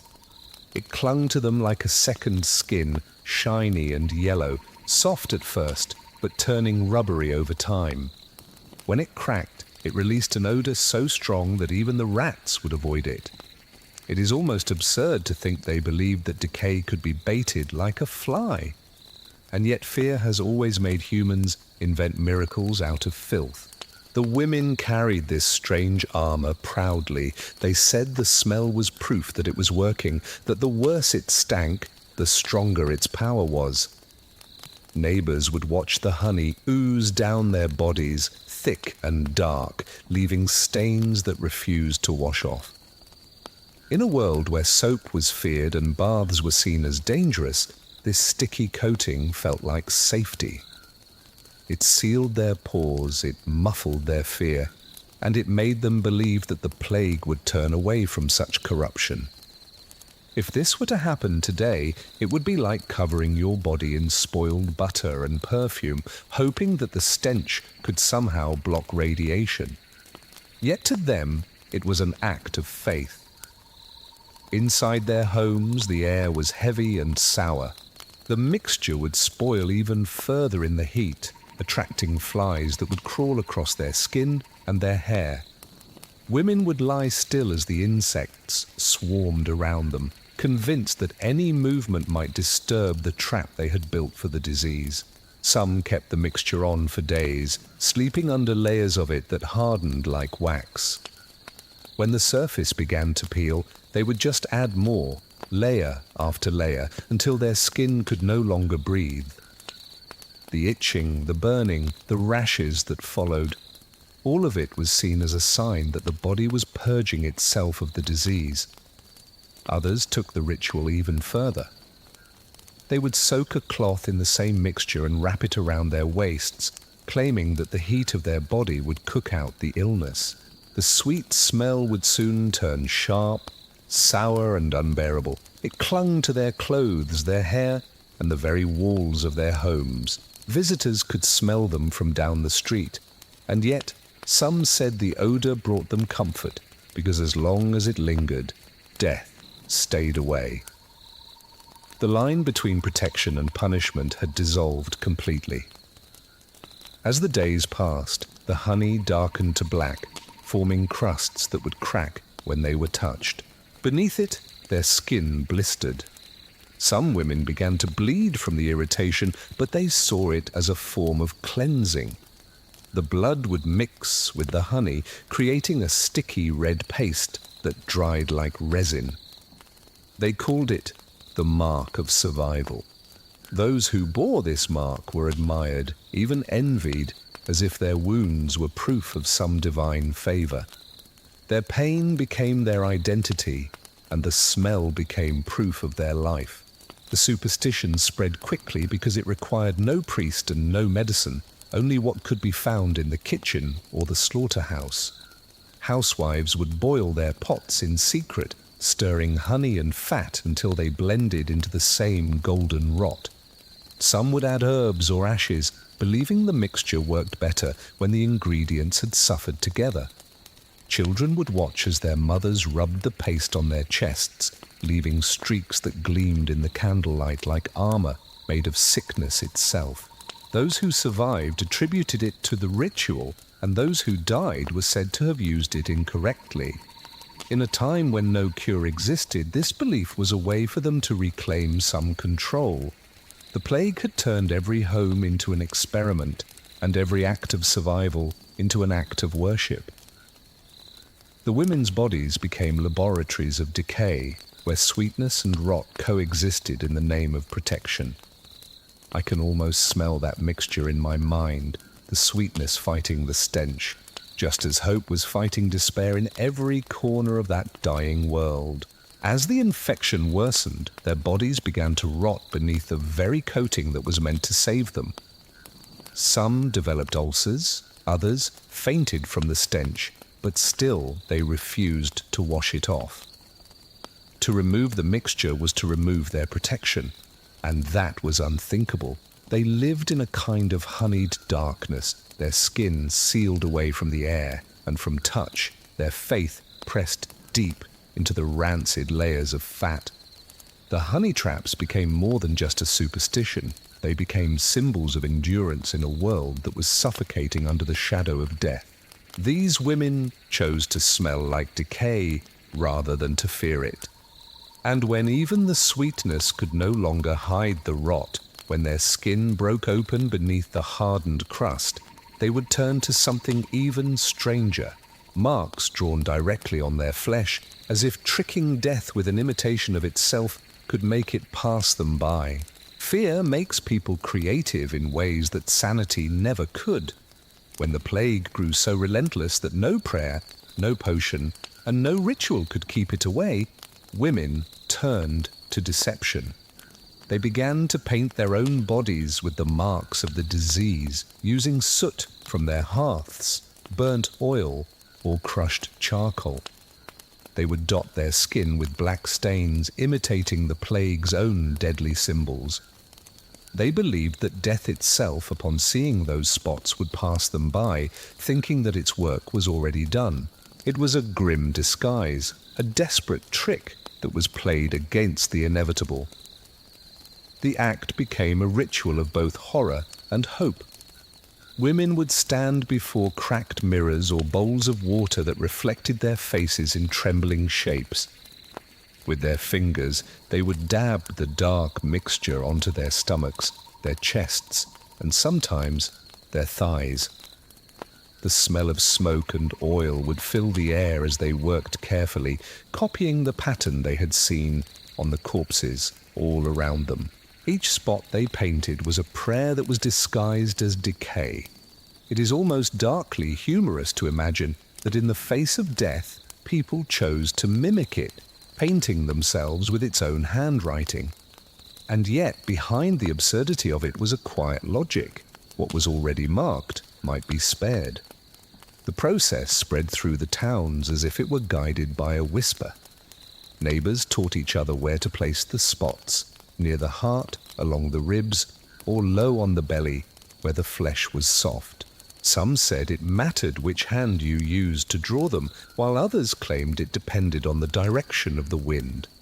A few would mix ashes from burned herbs into the soot, calling it holy ink. The drawings varied in shape and size, from small dots to large blotches that covered entire patches of their skin. As more women joined the ritual, the fake wounds became badges of survival. It wasn't vanity that was driving them, but pure terror. The marks were not meant to be seen by others. They were hidden beneath their clothes, pressed against the fabric that was already damp with sweat and decay. The soot would smear during their sleep, staining their sheets with ghostly fingerprints. In the morning, they would check their skin anxiously to make sure the marks were still there. If one of them had faded, they would repaint it. The illusion of illness had to stay perfect. To forget, even for a single night, was to risk attracting death's attention. The paint itself was simple, made from soot that was scraped from pots or the residue of burnt oil lamps. Some would use melted candle wax to make the mixture stick longer, while others would add their own blood, believing it made the deception more convincing. The skin beneath it began to itch and burn, but pain was nothing new. They had long since accepted it as a part of their faith. What mattered was not their comfort, but their control, the illusion of mastery over something that could not be controlled. If this were to happen today, it would be like tattooing fake bruises on your body during an epidemic, hoping the virus would think twice before entering. For many, the act became more than just a defense. It was a declaration. They were no longer pleading for mercy, but pretending to already belong to death. It was a kind of rebellion, quiet and private, but powerful in its absurd courage. To look like the dead and yet remain alive gave them a strange kind of strength. Some even found a certain beauty in it. They spoke of their markings as charms, calling them the black blessings. What had once been the sign of doom became in their hands a talisman of survival. In the silence of their homes, women would trace new patterns over old scars. The soot would cling to their skin, darkening with sweat and oil. The scent of burnt fat and ash filled the rooms where their families had died only days before. And still they painted. They painted through their grief, through their hunger, through their fear. Every stroke was an act of defiance, a way of saying, "I'm not afraid to look like death, I'm only afraid to become it." Their faces, streaked with soot, blurred the line between the living and the lost. Over time, the markings took on meanings of their own. A dot on the chest was for courage, one on the stomach was for fertility, and one on the face was for protection. The body became a canvas of desperate superstition. The same soot that had darkened their ceilings and their pots now carried the weight of their survival. To wash it off would be to invite danger, so they let it stay, layer after layer, until their skin had turned permanently grey. I find it strangely poetic, though deeply tragic, that fear taught them to copy the face of their own enemy. It wasn't stupidity that led them, but a kind of exhausted wisdom, the need to find reason in the chaos, even if that reason meant painting death's shadow upon their own bodies. In those small, dark circles lay both their surrender and their resistance. The soot would harden over time, sealing their pores, cracking with each breath they took. It would mix with their sweat and their grime until it became indistinguishable from the actual disease. Outsiders who entered those towns could not tell who was truly infected and who was merely pretending. Death itself seemed to hesitate, surrounded by so many imitations of its own work. For a brief moment, the illusion had succeeded. Fear had become their armor. The women who painted their bodies this way lived in a world where survival meant blending into despair. Their false marks were a message to the forces they did not understand. I have already suffered. Leave me be. But illusions, even painted ones, never hold forever. When the soot washed away with the first rain, they would have to look for new ways to fool death again. This time, not with paint or disguise, but with substances that could scorch the disease right from their skin. Sulfur was the smell of safety. In the very heart of the plague, when the air itself was feared, women turned to this yellow mineral, believing that it carried the power of fire without the flame. They would grind the rock into a powder, mix it with animal oil or vinegar, and rub it across their skin until the sting of it made them tremble. The scent was sharp, bitter, and it burned the throat, but it felt clean. They said the heat of the sulfur would chase out invisible demons, purging the body from within. To suffer its burn was to survive another day. The powder would cling to every pore, leaving a golden sheen on their arms, their necks and their faces, a false radiance that would shimmer in the dim candlelight. Beneath that glow, their skin would blister. Some women would scream as the mixture cracked open sores that were already raw from filth. And yet, they did not stop. The pain was proof that the poison was leaving them. It is hauntingly absurd to think that they painted their bodies in fire and called it medicine. The hotter it burned, the more they believed that it was working. The smell filled their homes, part mineral, part flesh, until even the air itself felt scorched. Sulfur was cheap, and it was easy to find, and for a time it gave people hope. Merchants would sell it in paper cones, promising that it would seal the blood and harden the spirit. Women would mix it with lard or candle wax and spread it like an ointment. They would coat their children with it too, ignoring their tears and their cries. The burning meant cleansing, and the yellow meant life. Neighbors would greet each other by their scent rather than by their sight, because the presence of sulfur meant that a family was still fighting. Some would carry small pouches of the powder around their necks, shaking them like charms to keep away the invisible plague. The skin beneath the coating began to change. What had once been soft turned leathery and dark. Blisters would rise like tiny domes of fire, bursting and weeping, only to be sealed again with more of the powder. The women believed the new layer of pain was covering the old one, creating a barrier that death could not cross. When their flesh began to peel, they said it was the sickness leaving them. When a fever came, they called it proof that the treatment was purifying their blood. If such a thing were done today, it would be like bathing in acid and claiming the burns were blessings. But in the desperation of the plague years, the line between harm and healing had long since dissolved. Some took the ritual even further. They would boil sulfur with water to create steam, locking themselves inside small rooms to breathe it in. The fumes would make their eyes sting and their lungs ache, but they would inhale deeply, believing the fire within the air would kill the plague that was hiding inside them. The walls would turn yellow from the residue, and the air would become thick with a choking heat.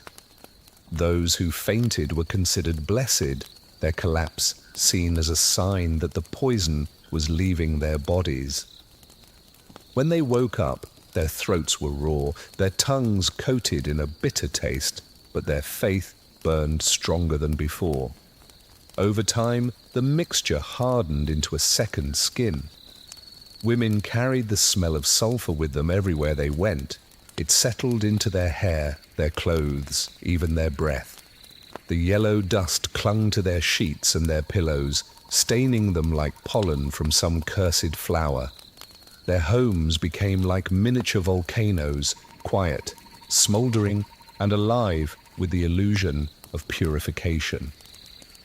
And still, they would reapply the paste each morning, unwilling to face the world without its burning comfort.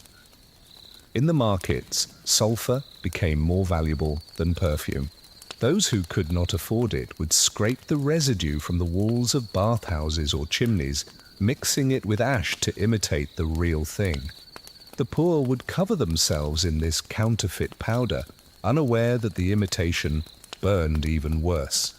Some women died not from the plague, but from the cure they had believed in. And yet their deaths did not discourage the others. If anything, it made the rituals seem even more sacred. To die in fire was better than to rot in darkness. I cannot help but feel a strange sense of awe toward their endurance, even as it borders on madness. They were not trying to destroy themselves, they were trying to live, and their faith in their own suffering was the only medicine they had left.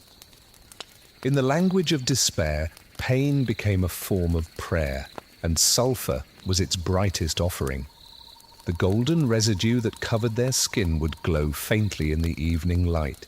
To outsiders, it looked almost beautiful, an illusion of radiance in the middle of all the ruin. But behind that glow was agony, and beneath that agony was belief. Every blister, every layer of burned flesh was a line of defense that was written in pain. They had built walls of fire around their own bodies, hoping that death would respect its own reflection. And for a while, the fire held. Then, when the blisters turned black and their skin cracked too deeply to heal, the illusion began to crumble. The sulfur no longer purified them, it poisoned them. And yet even then they refused to stop. Fear had no other language left for them to speak. And when the flames of their belief finally dimmed, they sought something gentler, something that whispered of nature rather than fire, something soft, green, and rotting that promised to pull the sickness from their skin instead of burning it away. When the air itself was believed to carry death, women began to look toward the ground for their salvation. They would fill their dresses with the earth's remains, rotting grass, wilted leaves, and crumbling moss, thinking that nature, already half dead, could absorb the poison that was haunting the living.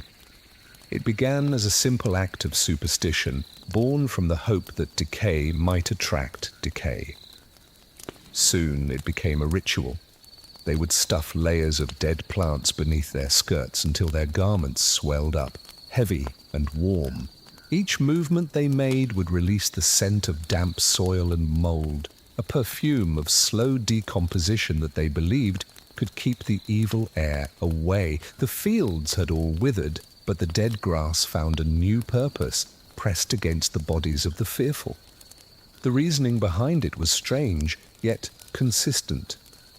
If sickness came from the air, they said, then only the earth could catch it. The rotting grass was a net that was woven by nature itself. Women would whisper that the plants could trap the wandering souls of the diseased, keeping them from entering their flesh. The smell was unbearable, but they called it sacred. It is both tragic and oddly comical that what was once food for animals became the armor of humankind. With every rustle of their fabric, with every shift in their movement, a cloud of mildew would rise around them, and they would breathe it in like it was incense. Inside their homes, the air grew thick with the smell of fermentation. The dampness clung to everything, their skirts, their skin, their hair. When they would sit down, the moisture from the packed vegetation would soak into the furniture. The mold began to spread, painting the wood with greenish veins. They didn't see it as contamination, but as proof that their protection was alive. The more the plants decayed, the stronger they believed it became. By the time the leaves had turned to pulp and the moss had turned to slime, their dresses had become like moving compost heaps, steaming slightly from the heat of their own bodies. Some women would add herbs or flowers to the mix, thinking the fragrance would balance out the stench, but even the flowers would surrender quickly, overwhelmed by the rot. Others went even further, sewing pockets into their skirts to hold handfuls of soil that were mixed with crushed bark and roots. They said the earth would pull the illness downward, away from their lungs and their heart. If this were to happen today, it would be like wearing garbage under your clothes and calling the stench a sign of protection. And yet, among the panic of the plague, such logic felt certain. The line between purity and filth had long since vanished. The constant contact with the decaying plants took its toll on them. The skin beneath their skirts became irritated, covered in red blotches and sores. In the damp warmth, fungus thrived. Some women began to itch uncontrollably, but to scratch was to risk tearing their barrier. They endured it quietly, convinced that the discomfort was a part of their healing. Over time, the mold took root inside the layers of cloth, feeding on their sweat and the dead matter. When the skirts were finally removed, weeks later, live mushrooms had sprouted from the folds. The sight was horrifying, but to them it only confirmed the ritual's power. Life, even in such a grotesque form, meant protection. The villages soon smelled of moss and decay. The odor would hang in the air like a fog, mixing with the smoke from the pyres. People walking past each other would leave trails of a damp scent behind them, as if the earth itself were moving on two legs. The distinction between the living and the decomposing became blurred.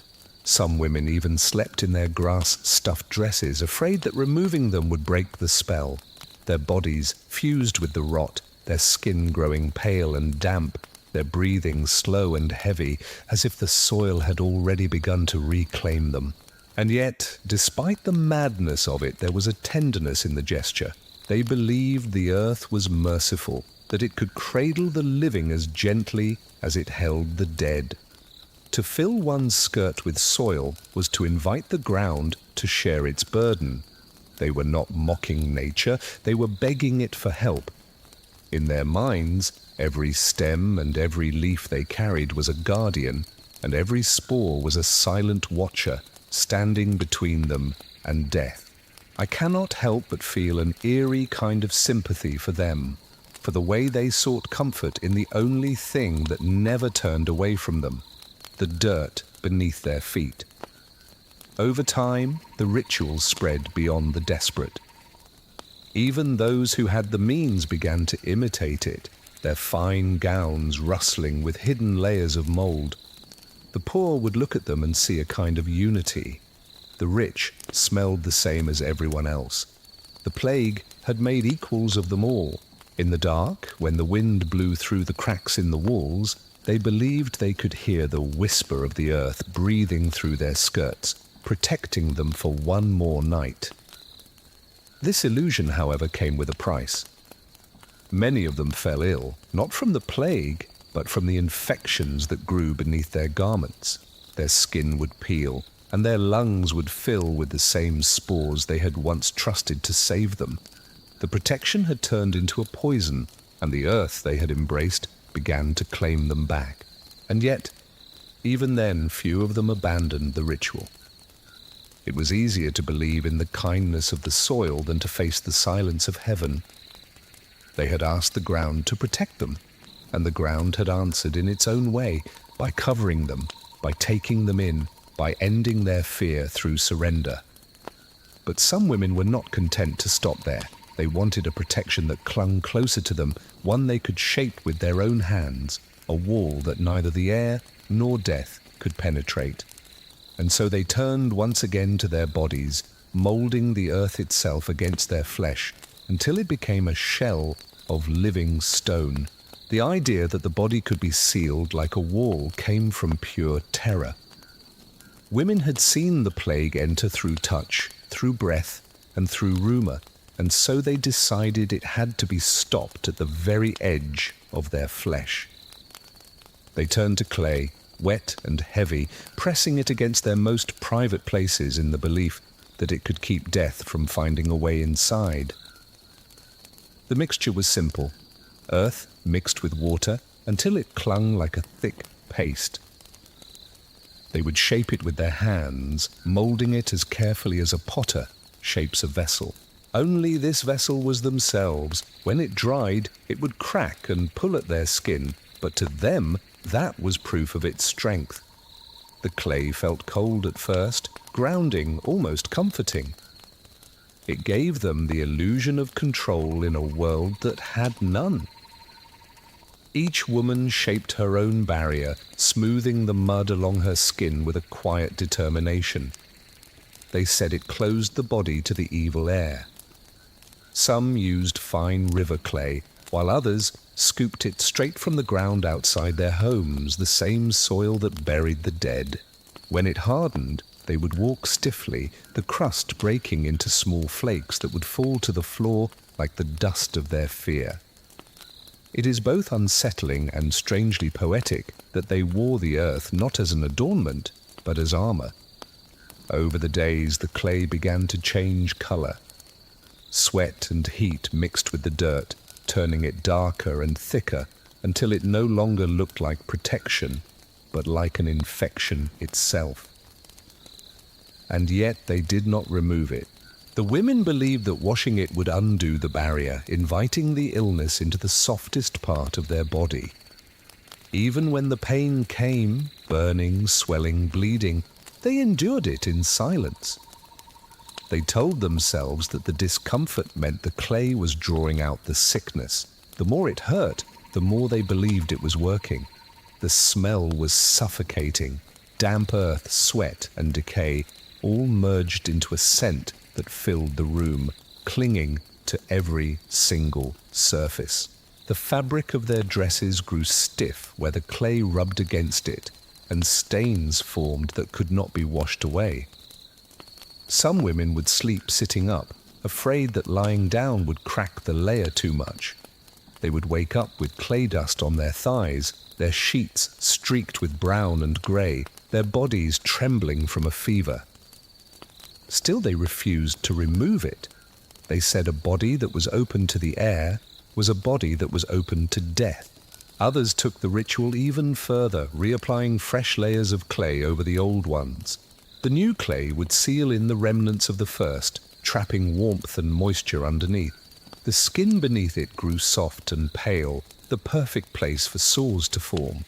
Some developed infections that would spread through their bodies, but without understanding the cause, they would simply add more clay. The earth had become their second skin. The line between protection and destruction had blurred into nothing. If someone did this today, it would be like covering their wounds with cement and calling the pain a cure. But in that world, pain was faith and silence was safety. There was something deeply symbolic in their act. They were trying to return to the earth before the earth could claim them. To encase themselves in clay was to mimic a burial, a living rehearsal of death in exchange for life. The cold that pressed against their flesh reminded them of the ground's indifference, steady, patient, eternal. When their fever grew too high, some even whispered that the clay could absorb their sins along with their sickness, purifying their soul by suffocating their body. What had begun as a shield against disease had become a ritual of penance. The clay would crack with time, splitting into patterns that resembled dry riverbeds. Through those cracks came blood and pus, and yet the women took this as proof of the clay's power. They said it had drawn out the corruption, that their bodies were being cleansed from within. The logic was cruel, but it was unbreakable. If it hurt, it must be working. If it left scars, then those scars were protection. Each flake of fallen clay became a small offering to their survival. Their husbands and their daughters learned to live with the sight. They would fetch buckets of water to moisten the clay, but they never dared to ask why. The smell of soil in their homes was constant, almost peaceful in its familiarity. It was the smell of both life and loss, of bodies that refused to surrender quietly. Even as the women coughed from the dust or trembled from their fever, they believed they were safe as long as the clay remained. I find it painfully human that their faith in the earth turned into a faith in their own suffering. They trusted what they could touch, even when it was destroying them. The clay that should have cooled them instead sealed their heat inside, turning them into living kilns, their flesh being baked by their own fear. And yet there was a beauty in their desperation, a kind of sad grace in their determination to survive, even when survival meant wearing their pain like a second skin. The ritual of the clay endured long after its believers had gone. Some who found their remains years later would speak of the strange preservation, the bodies coated in earth, their outlines still visible, as if they had tried to become a part of the soil before they had died. And perhaps in a way, they had succeeded. The clay had indeed kept something out, but it was not the plague. It had kept out peace. Their belief in the earth's power would soon evolve again. If the ground could trap a disease, then perhaps it could also take it away. The next ritual would no longer stop at their skin. It would bury their bodies halfway into the dirt itself, as though they were trading their breath for safety, their life for balance, their warmth for the illusion of calm. When fever became a nightly visitor and prayer no longer brought any comfort, some women decided that the only cure left for them was to become a part of the earth itself. They dug shallow pits inside their homes, in the corners beside their beds, or beneath open windows, and they would sit in them until half of their bodies had disappeared beneath the soil. They called it balancing the fire, a ritual that was meant to calm the heat of their illness by surrendering to the cool embrace of the dirt. The ground was damp, heavy, and cold enough to make their bones ache, and yet, in that discomfort, they felt a sense of safety. As long as the earth was holding them, the fever seemed less cruel. The nights were long, filled with a silence that was broken only by the shifting sound of the soil. Some would bury themselves waist-deep, wrapping shawls over their shoulders while their legs rested in the pit. Others would press their hands into the ground, believing they could feel the sickness leaving them through their fingertips. The dirt would cling to their skin and their fabric, creeping up their bodies like a slow tide. They described it as peaceful, even holy, a communion between their body and the world. It is haunting to imagine how willingly they sank into the same soil that had swallowed their dead, mistaking stillness for healing. Each morning they would rise up, stiff and trembling, their clothes soaked through. The smell of wet earth would linger in their rooms, blending with their sweat, their rot, and the faint sweetness of old clay. They would leave the pits unfilled, ready to be used again at night. For many, these small holes became the very heart of their home, as sacred as any altar. The women said that while their body was resting in the soil, the disease could not find it. They believed the plague's heat hated the cold of the ground, that its spirit fled from the quiet weight of the dirt that was pressing against their skin. Over time, the ritual grew more elaborate. Some would line their pits with herbs or ashes, saying it softened the earth's hunger. Others would pour water over the soil to make it wetter, to cool their body faster. The mixture would turn to mud, sticking to their legs and their arms until they looked half sculpted, half alive. The walls of their rooms darkened with streaks of earth where they had leaned for support. Their families grew used to the sight, the mother or the sister sitting motionless in her hollow, breathing shallowly while a candle burned low beside her. They would speak of feeling the fever drain away, though the effect was only exhaustion. The chill would numb them, slow their heartbeats and make them mistake their weakness for a sense of calm. Some would faint during the night, their heads falling forward into the pit, their faces pressed against the very same soil they had trusted to heal them. When they woke up, their mouths full of grit, they would whisper that the earth had kissed them, that its cold had pulled them back from the edge of death. If you were to see this in the modern world, it would look like madness.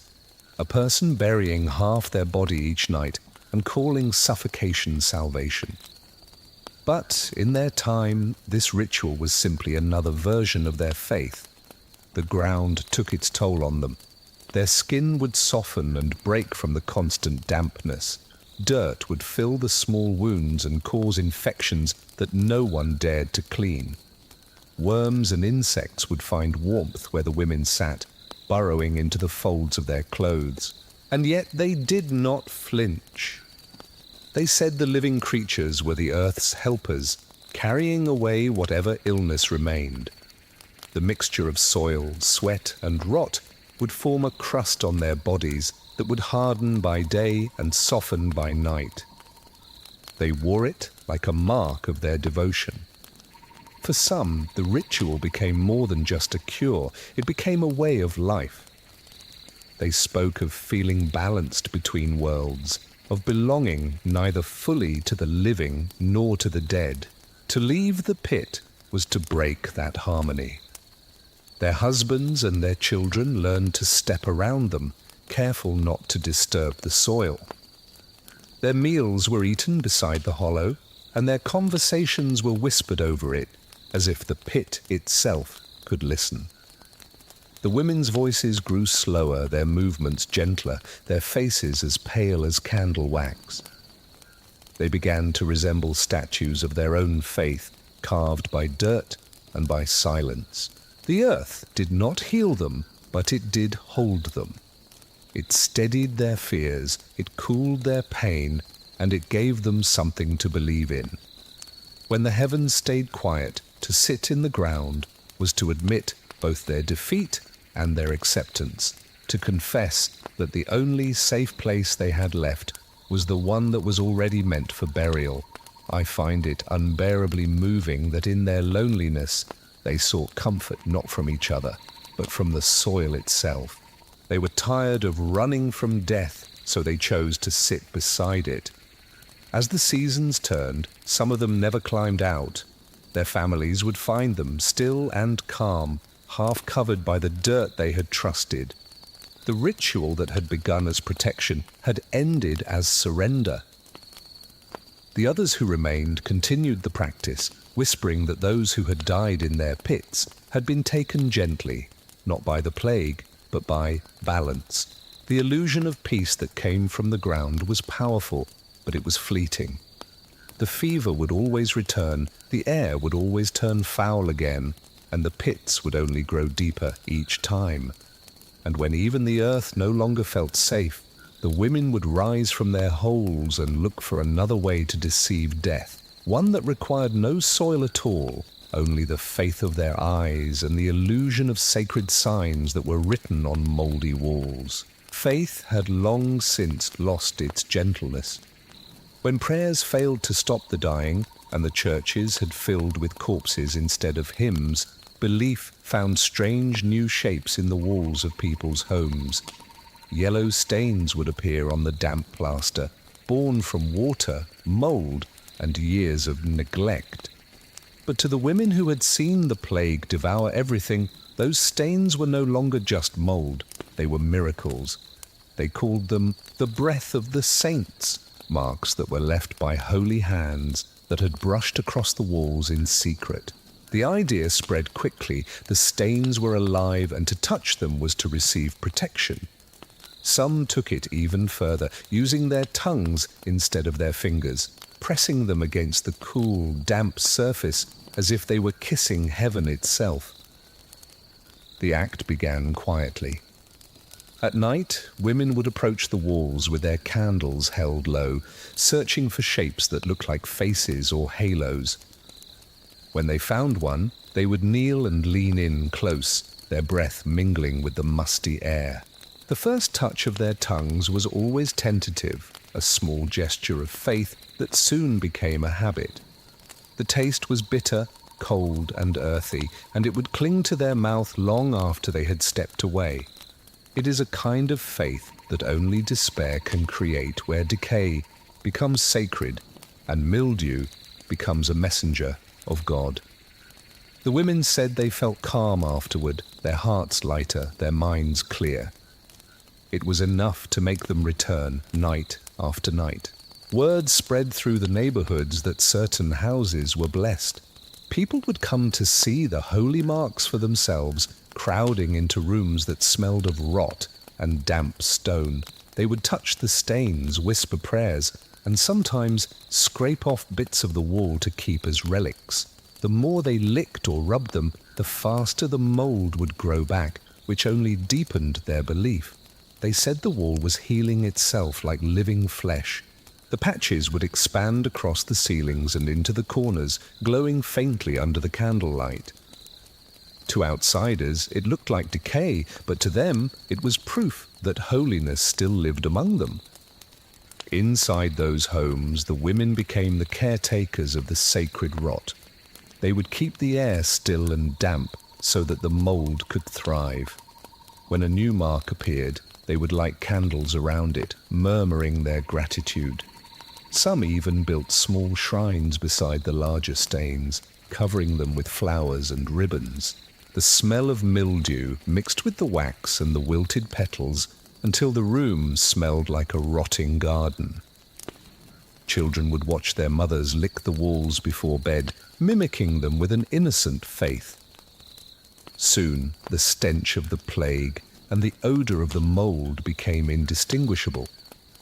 The house of sickness had turned into a chapel. The walls responded to their devotion. The dampness bred more color, shades of green and brown that would crawl across the plaster like veins.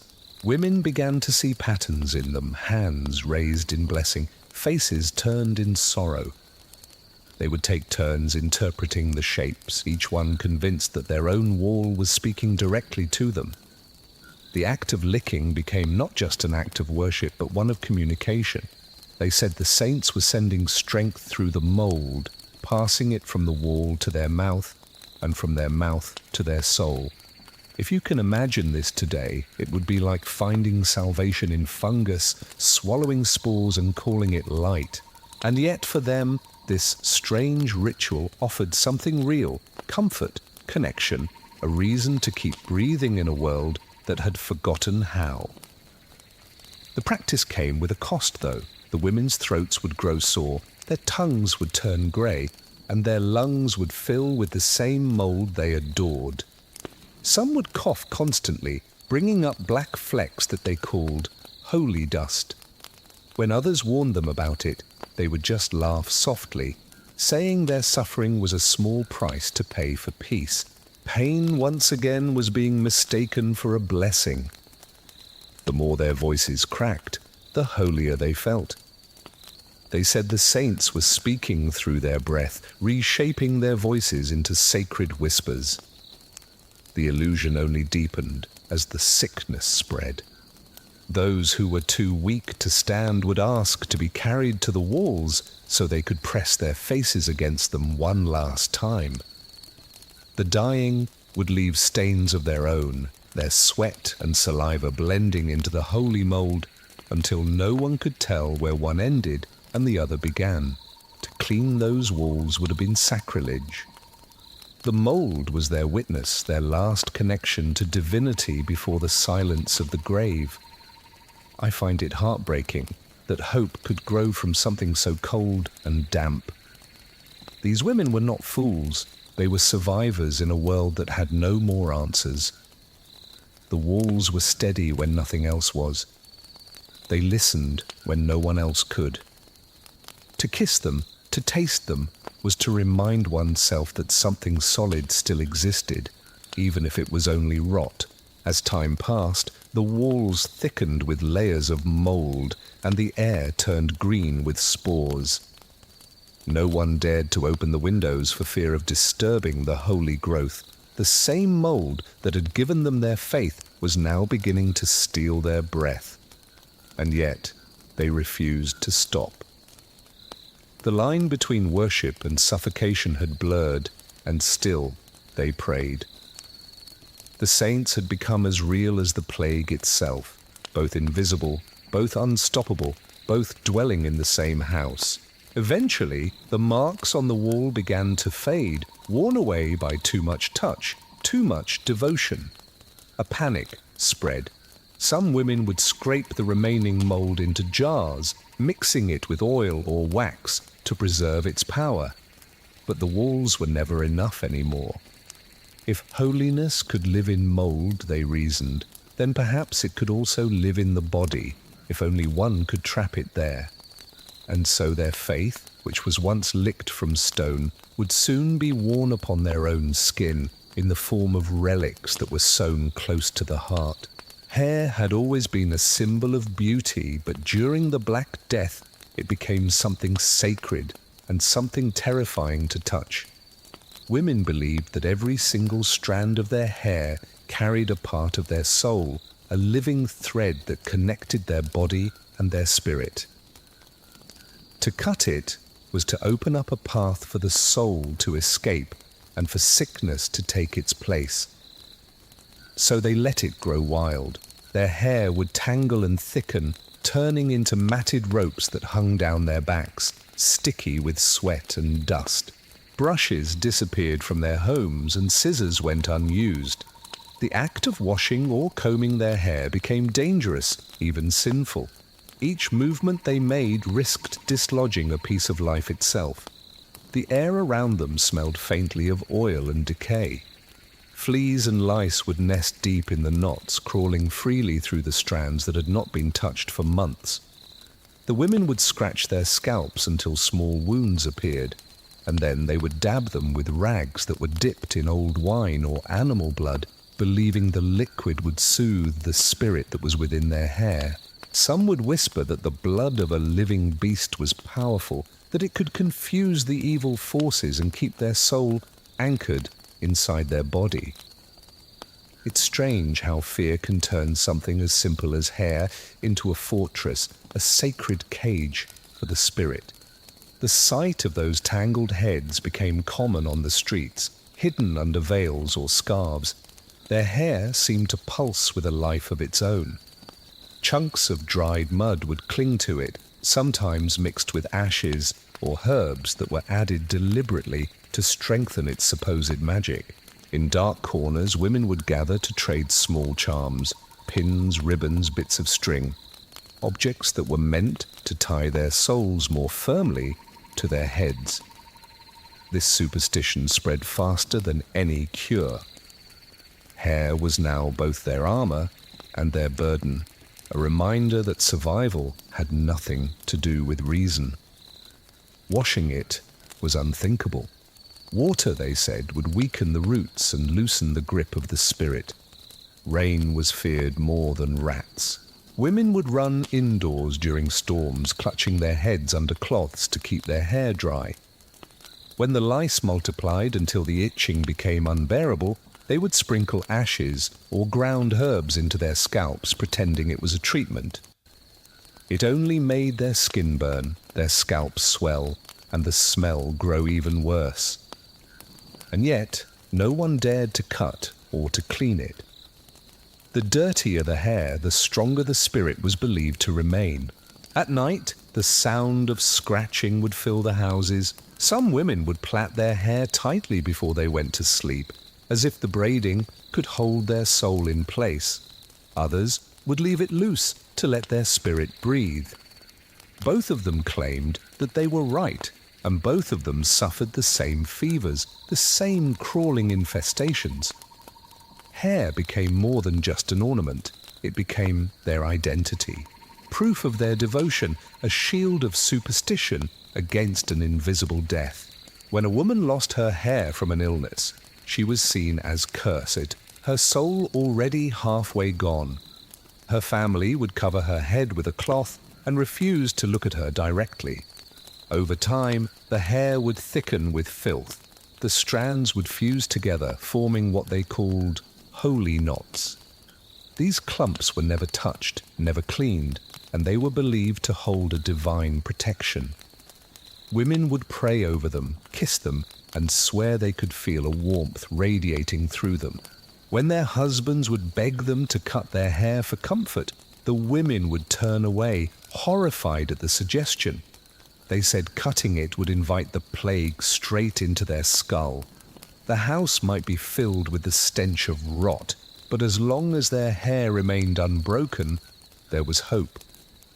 If you were to see them now, tangled and trembling beneath their veils, it would seem less like faith and more like a captivity that was built from fear. In many homes, the lice and their nits thrived until they just became a part of daily life. Women would pick them out absent-mindedly, crushing them between their nails while they were speaking of prayer and salvation. The children did the same, learning early on that pain and purity often walked hand in hand. When the itching grew unbearable, some would turn to animal blood again, smearing it through their hair as both a salve and a seal. The smell would cling for days, drawing flies, but it made them feel safe. The irony of it was cruel. They feared death from the air, but not the slow poison of the infection that was festering on their own skin. The belief in hair as a vessel for the soul had ancient roots, but during the plague, it bloomed into a full-blown obsession. Every single strand became a living relic, proof that the body still held a spirit, that decay had not yet won.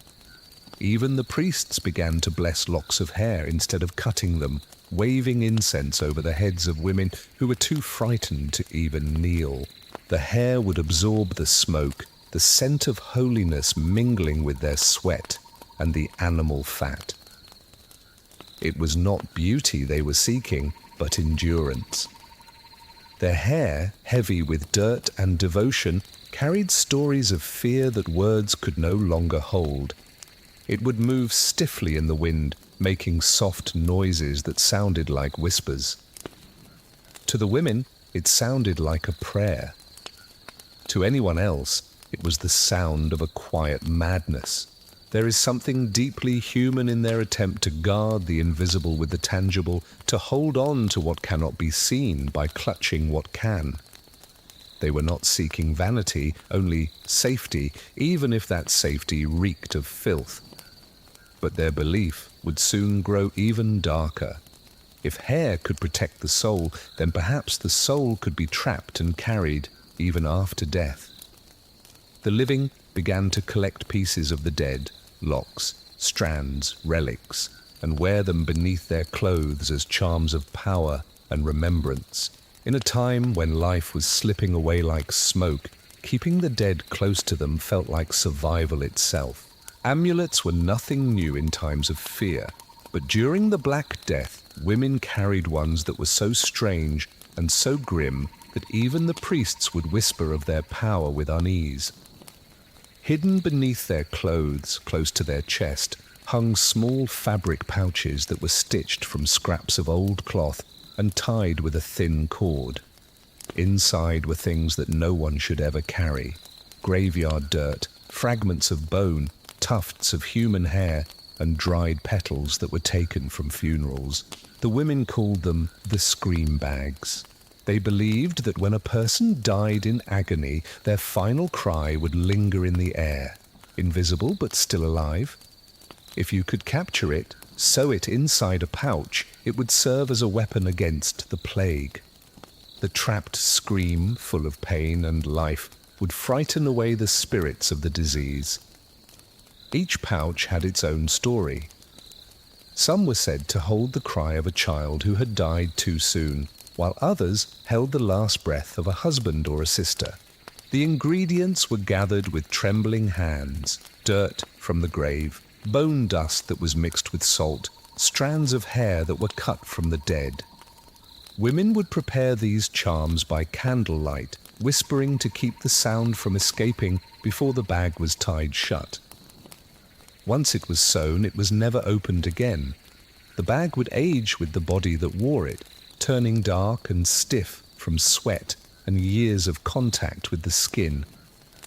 It is both terrifying and tragic that something that was meant to protect them reeked of death itself. The pouch was always worn near the heart. To remove it, they believed, would anger the trapped spirit that was within and invite sickness immediately.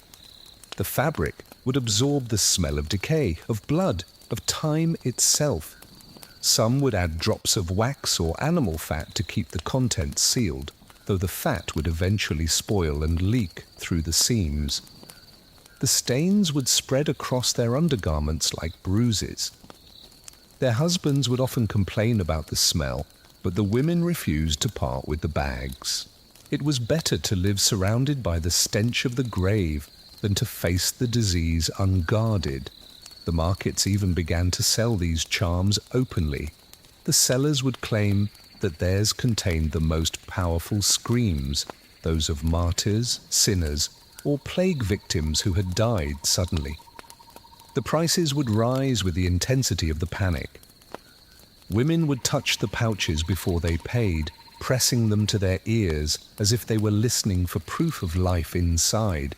Sometimes they would swear they heard whispers or faint cries.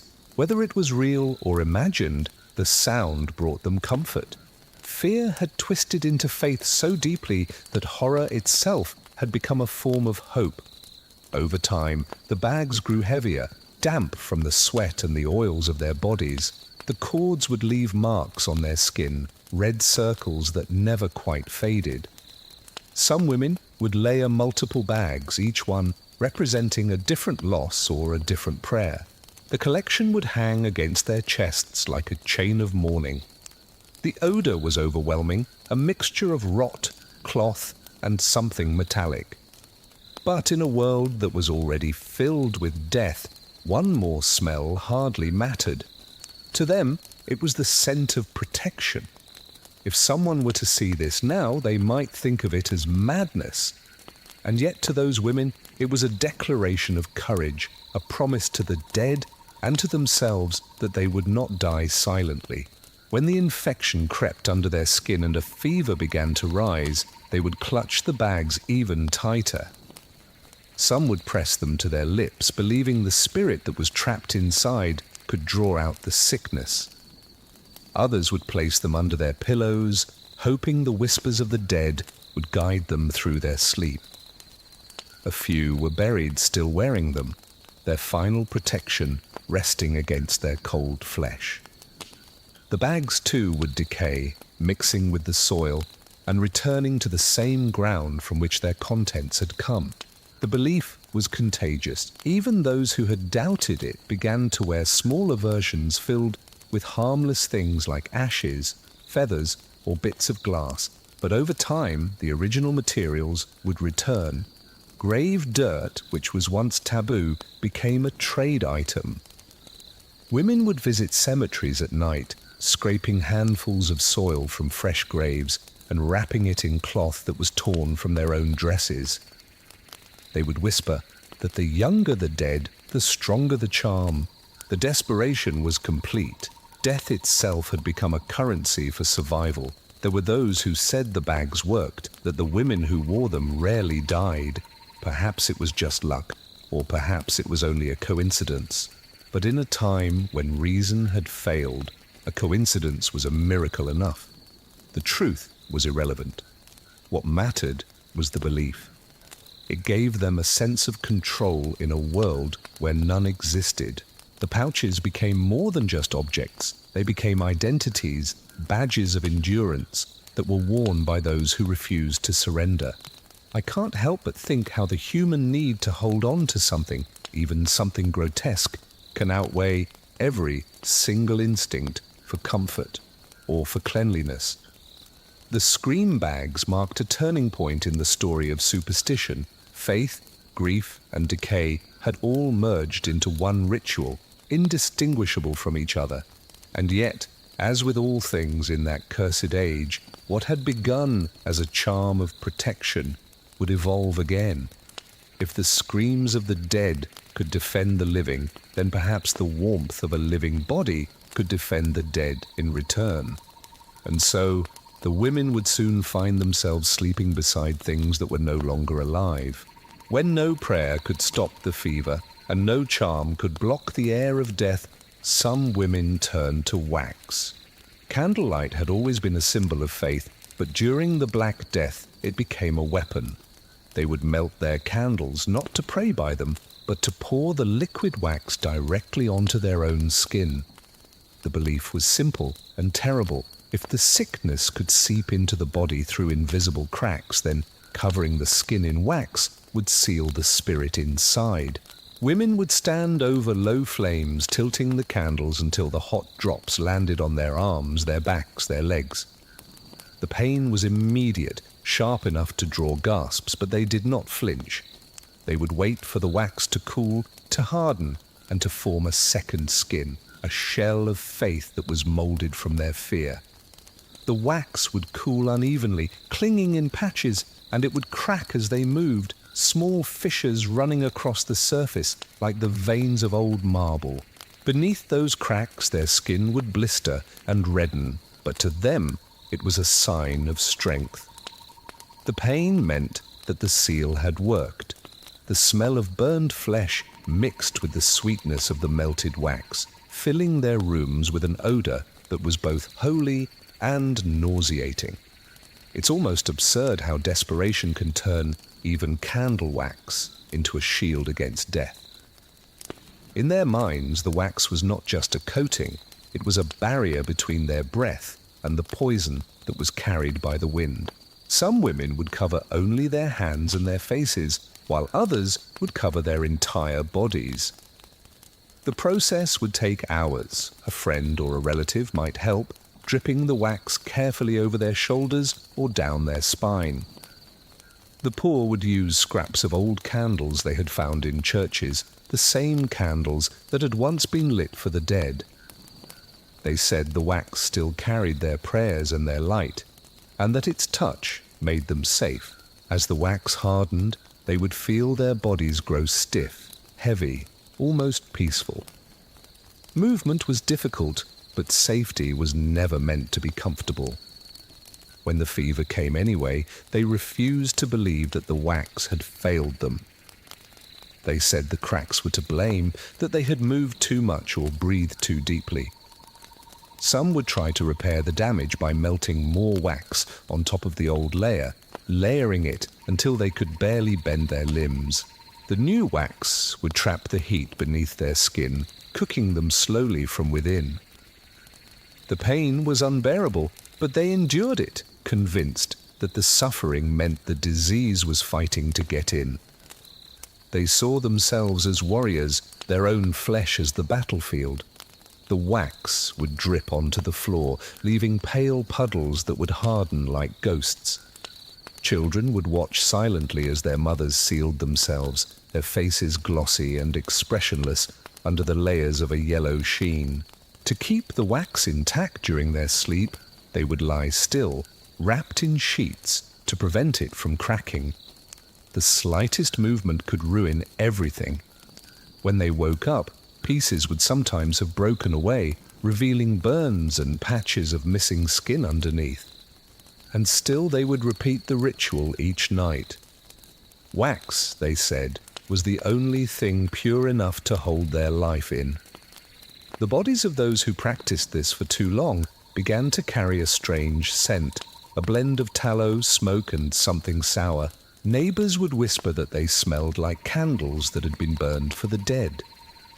Some even said the wax would absorb the disease from the air, darkening with each day that it protected them. In truth, it was just dirt and sweat that were trapped underneath, festering against their skin, but their belief was stronger than reason. Wax-covered arms were displayed proudly, as though the gleaming skin was proof of their faith itself. If this was seen today, it would look less like devotion and more like a slow form of self-destruction that was disguised as a ritual. The wealthy took the practice even further. They would use beeswax, which was smoother and more golden, claiming it sealed the soul with a light instead of with heat. Their servants were ordered to apply it daily, layer upon layer, until their mistress shone like a statue. Her movements became slow, her voice dull, her body locked in its own shining tomb. Even after the wax had cracked and peeled, she would demand more, believing that only the light of the candle could keep her alive. The irony was cruel. What had begun as a prayer to avoid death had turned women into living effigies of it. In time, entire houses began to smell of scorched wax. Candles were burned not for God, but for their skin, their flames melting their salvation, drop by drop. The practice spread like a strange religion of its own, a ritual that offered no healing but demanded complete obedience. The wax sealed their wounds, it sealed their pores, and it sealed their humanity itself beneath a thin, trembling crust. And beneath that crust, their bodies continued to rot in secret. There is something unbearably human in this need to create protection out of harm, to find warmth in the very thing that burns.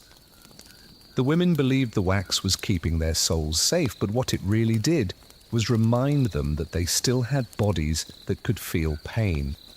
And that too was a kind of proof of life. The wax would eventually cool, harden, and crack beyond repair. And when even this shield could no longer comfort them, they would look for a new way to close themselves off from the world.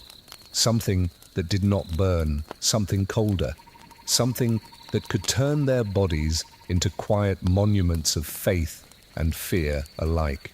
Clothing had always carried meaning, but during the Black Death, it became something that was closer to a talisman.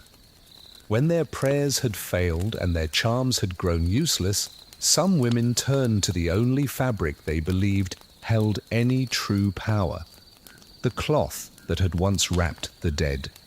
These were burial shrouds, coarse and stained, that were taken from corpses before the ground had fully settled over them. The belief was both grim and strangely comforting.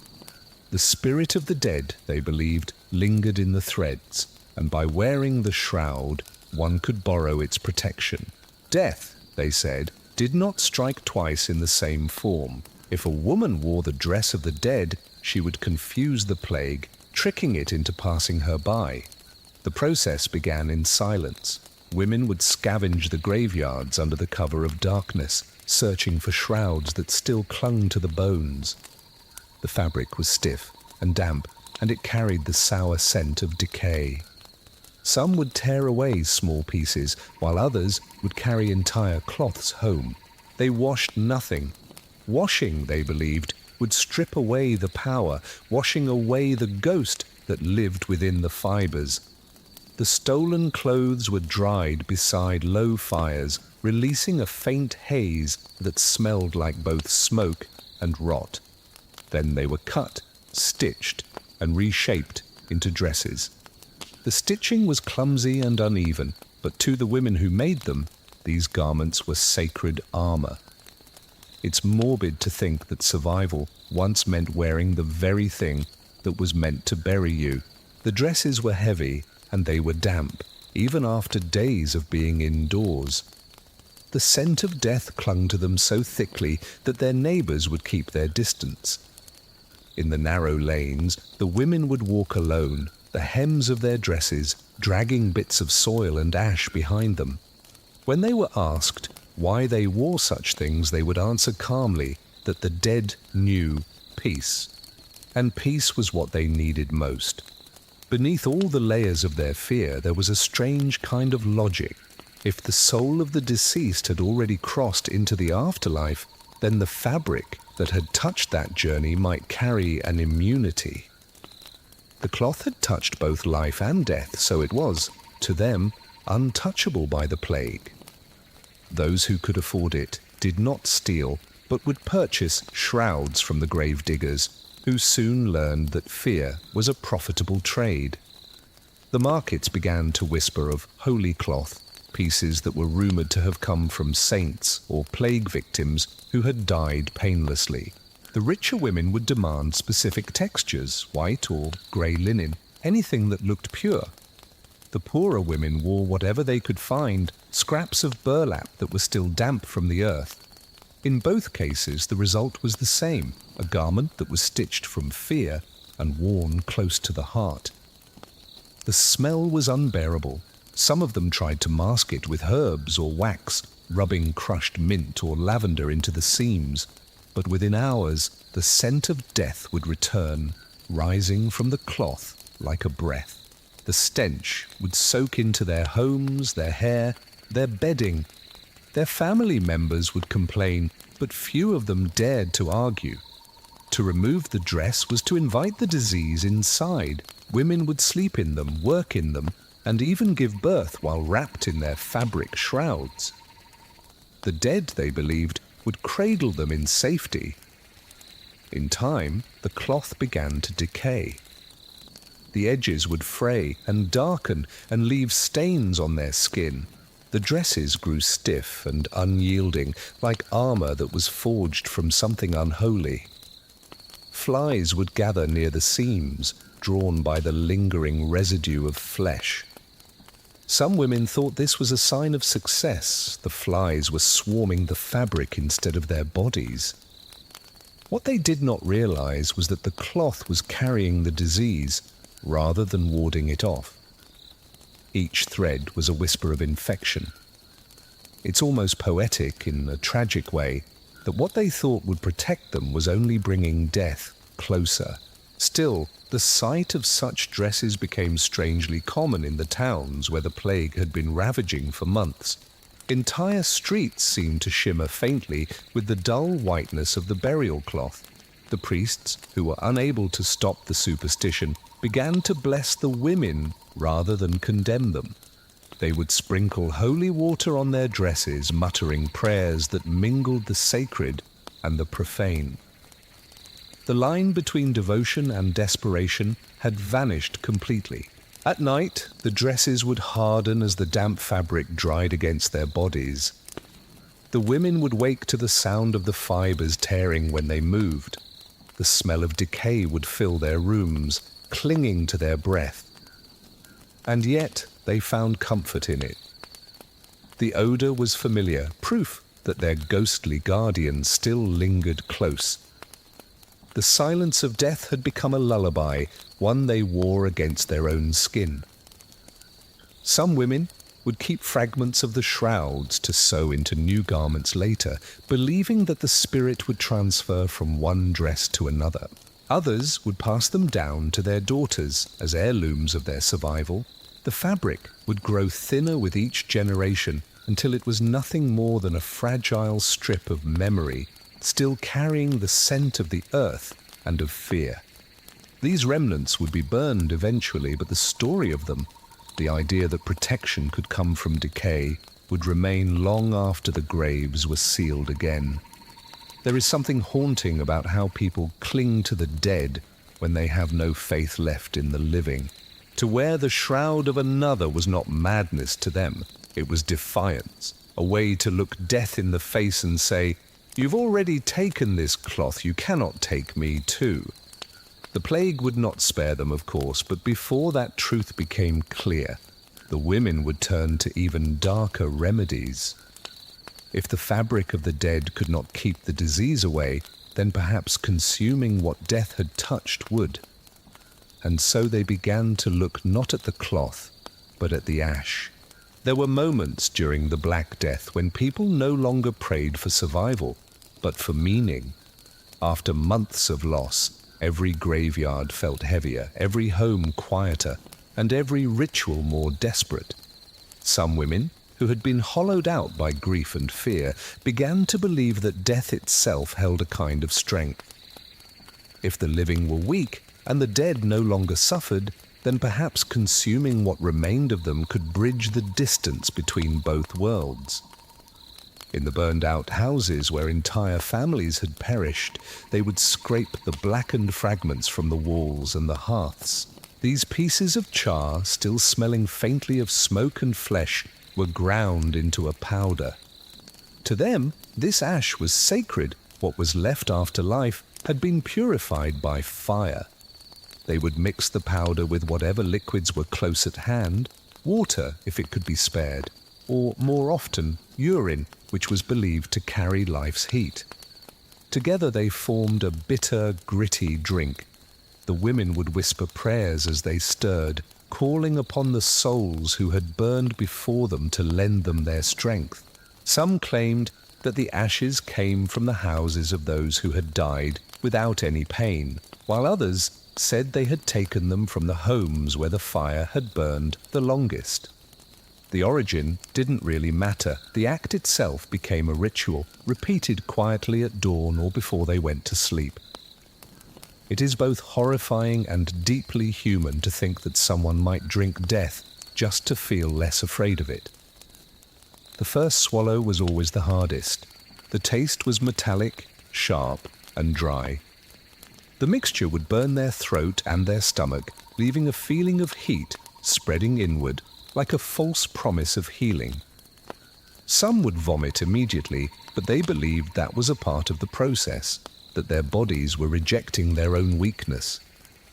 Those who could keep it down would feel dizzy, their lips coated in a grey residue. And in that sickness they found their faith. The pain was proof that the dead were near. Rumours spread quickly. Women said the ash carried soul fire, an invisible energy that could shield them from the plague. They would tell one another that each speck of the black powder contained a memory, a whisper of the life that once was. By consuming it, they believed they could become one with that endurance. The more they drank, the closer they felt to transcendence. Their hands would tremble, their eyes would lose focus, but their fear would quiet down. To them, that sense of calm was worth the suffering. The bodies of those who followed this ritual began to change. Their stomachs would bloat, their skin would turn yellow, and their mouths would crack at the corners.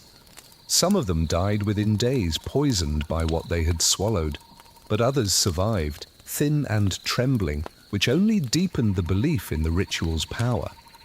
If some of them could live through the act, then surely it must have worked. Reason had long since vanished, replaced by the logic of desperation. What killed one person was seen as salvation for another. Inside the dark cottages, the ritual took on a quiet, solemn rhythm. A woman would kneel beside the ashes, grind them slowly, and murmur her thanks to the spirits. The sound of the pestle against the stone would echo through the night, rhythmic and soft, almost like a prayer. Children would watch from the corners, too afraid to speak. When their mothers drank, they would sometimes press a finger into the cup afterward, touching the residue to their own foreheads for protection. The line between life and death would blur with every single gesture. The odor of ash filled their homes. It clung to their hair, to their clothing, to their skin. Some would carry small pouches of it as amulets, sprinkling pinches of it into their food or their wine. There was a kind of unity in it, an unspoken understanding that everyone was equal in the dust, whether they were rich or poor. The ashes all came from the same fires, and for a brief moment, death had made them all the same. If this was seen today, people might call it madness, but beneath it lies the same hunger for connection that still drives us, even now. Not everyone approved, of course. The priests denounced the act as a desecration, but even they could not stop it. Too many people were dying for any warnings to matter. Women would weep as they drank, whispering that the dead were their only allies left. They said the ashes carried wisdom, that within them were secrets of endurance that no living person could ever teach. The logic was not scientific, but emotional, a way to give meaning to what was otherwise meaningless. Those who survived the ritual would often describe strange sensations afterward, a warmth spreading from their stomach, an eerie stillness in their head, dreams that were filled with flickering shadows. Some would claim to see faces in the smoke that was rising from their hearths, familiar faces that would smile at them before fading away. Whether it was a hallucination or just hope, these visions would bind the ritual even tighter into their belief. The ashes were not poison to them, they were a form of communion.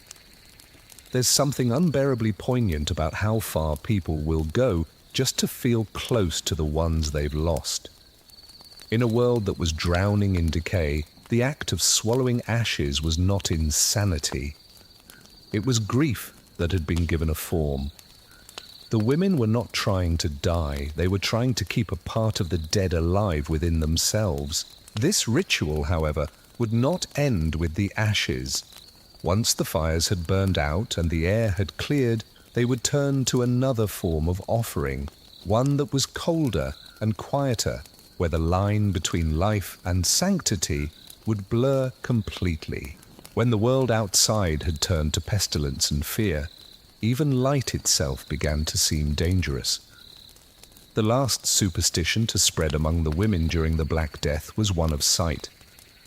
They believed that sickness could enter through the eyes, carried on the invisible air, drawn in with every single glance at the dying.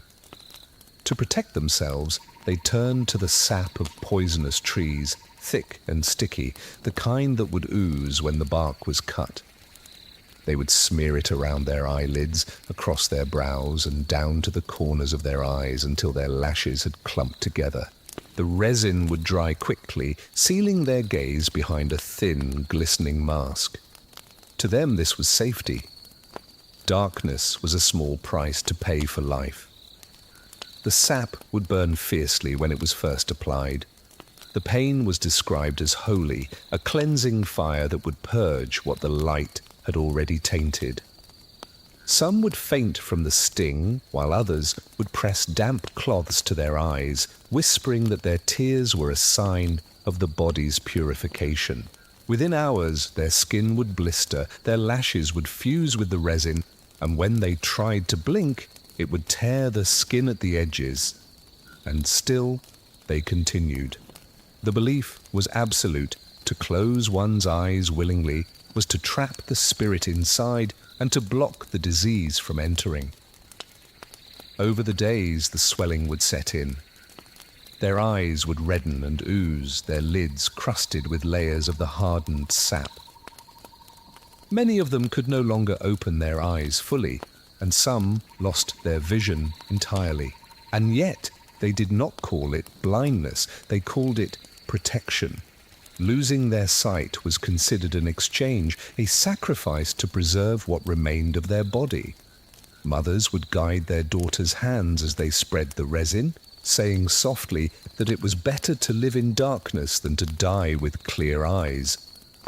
It is almost unbearable to imagine a devotion so complete that blindness could feel like salvation.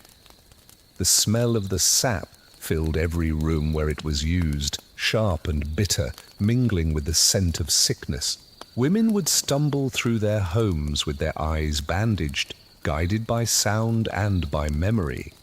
They would eat by touch, pray by instinct, and move with a kind of solemn patience that seemed otherworldly. Outside, their neighbors could recognize them by the faint gloss that still shone on their faces where the light met the resin. These were the women who had sealed themselves away from sight, walking ghosts in their own homes. In rare moments of clarity, when the swelling would ease enough to allow a flicker of vision, some of them described seeing the light as if through a fog, soft and distant, like the memory of the sun. They said it comforted them, that it was proof that the world still existed, even if they could no longer reach it. Others believed the faint glow was their soul itself, reflecting back at them, a sign that the ritual had worked. To them, the pain was not suffering, it was devotion that had been given a form. Healers would try to intervene, offering them herbs or ointments, but the women would refuse. They said their sight belonged now to their spirit, not to their body. Some even buried small jars of the same sap beside their beds, believing it would absorb the evil from the air as they slept. The blindness spread quietly, unnoticed among the larger horrors of the plague. No one questioned what could not be undone. If someone were to witness it now, the image would seem less like faith and more like a surrender that was wrapped in a ritual. The practice only faded when there was no one left to continue it. Those who survived did so half-blind, their faces marked by the scars where the resin had burned through their skin. They would speak of the darkness as a comfort, of the silence as a peace. To them, blindness was not a tragedy, it was proof that they had endured. It was, in its own way, a victory. In their blindness they had found a quiet, and in that quiet they had found a rest. The women who covered their eyes became symbols of their time, fragile, faithful, and broken all at once. They had given up the light to escape the plague, but in doing so, they had revealed something deeper about humanity, that when all hope collapses, people will sacrifice even their senses just to feel safe again. Their story closes not with triumph, but with stillness. There's a strange tenderness in the thought that even despair can be so gentle when it is wrapped in faith. As the memory of the Black Death faded, so did the stories of those who had blinded themselves to survive. Their names were never recorded, and their faces were never remembered, but their fear lingered like a whisper in the dark. the world would move on, cleaner, brighter, and less afraid. And yet the shadows they left behind would remain in the corners of history. The plague may have passed, but the echoes of it have never truly left. Somewhere in that silence lies the reminder of how far human beings will go to preserve what little light they believe remains inside of them. Tonight, as you close your eyes and drift towards sleep, remember them not as monsters of superstition, but as reflections of a fear that we can still understand. Good night.